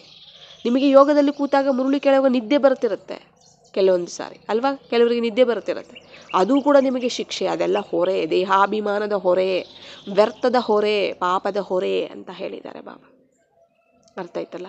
ನಾವು ಇಷ್ಟೆಲ್ಲವನ್ನು ನಾವು ಸಮಾಪ್ತಿ ಮಾಡ್ಕೋಬೇಕು. ನಾನು ಆತ್ಮಾಭಿಮಾನಿ ಸ್ಥಿತಿಯನ್ನು ತಯಾರು ಮಾಡ್ಕೋಬೇಕೀಗ, ಅವ್ಯಕ್ತ ಸ್ಥಿತಿಯನ್ನು ತಯಾರು ಮಾಡ್ಕೋಬೇಕು. ಅದಕ್ಕೋಸ್ಕರ ನಾನು ಅತಿಥಿ ಆಗಬೇಕು, ಮನಸ್ಸು ಬುದ್ಧಿಯಿಂದ ಎಲ್ಲದಕ್ಕೂ ಅತೀತಿ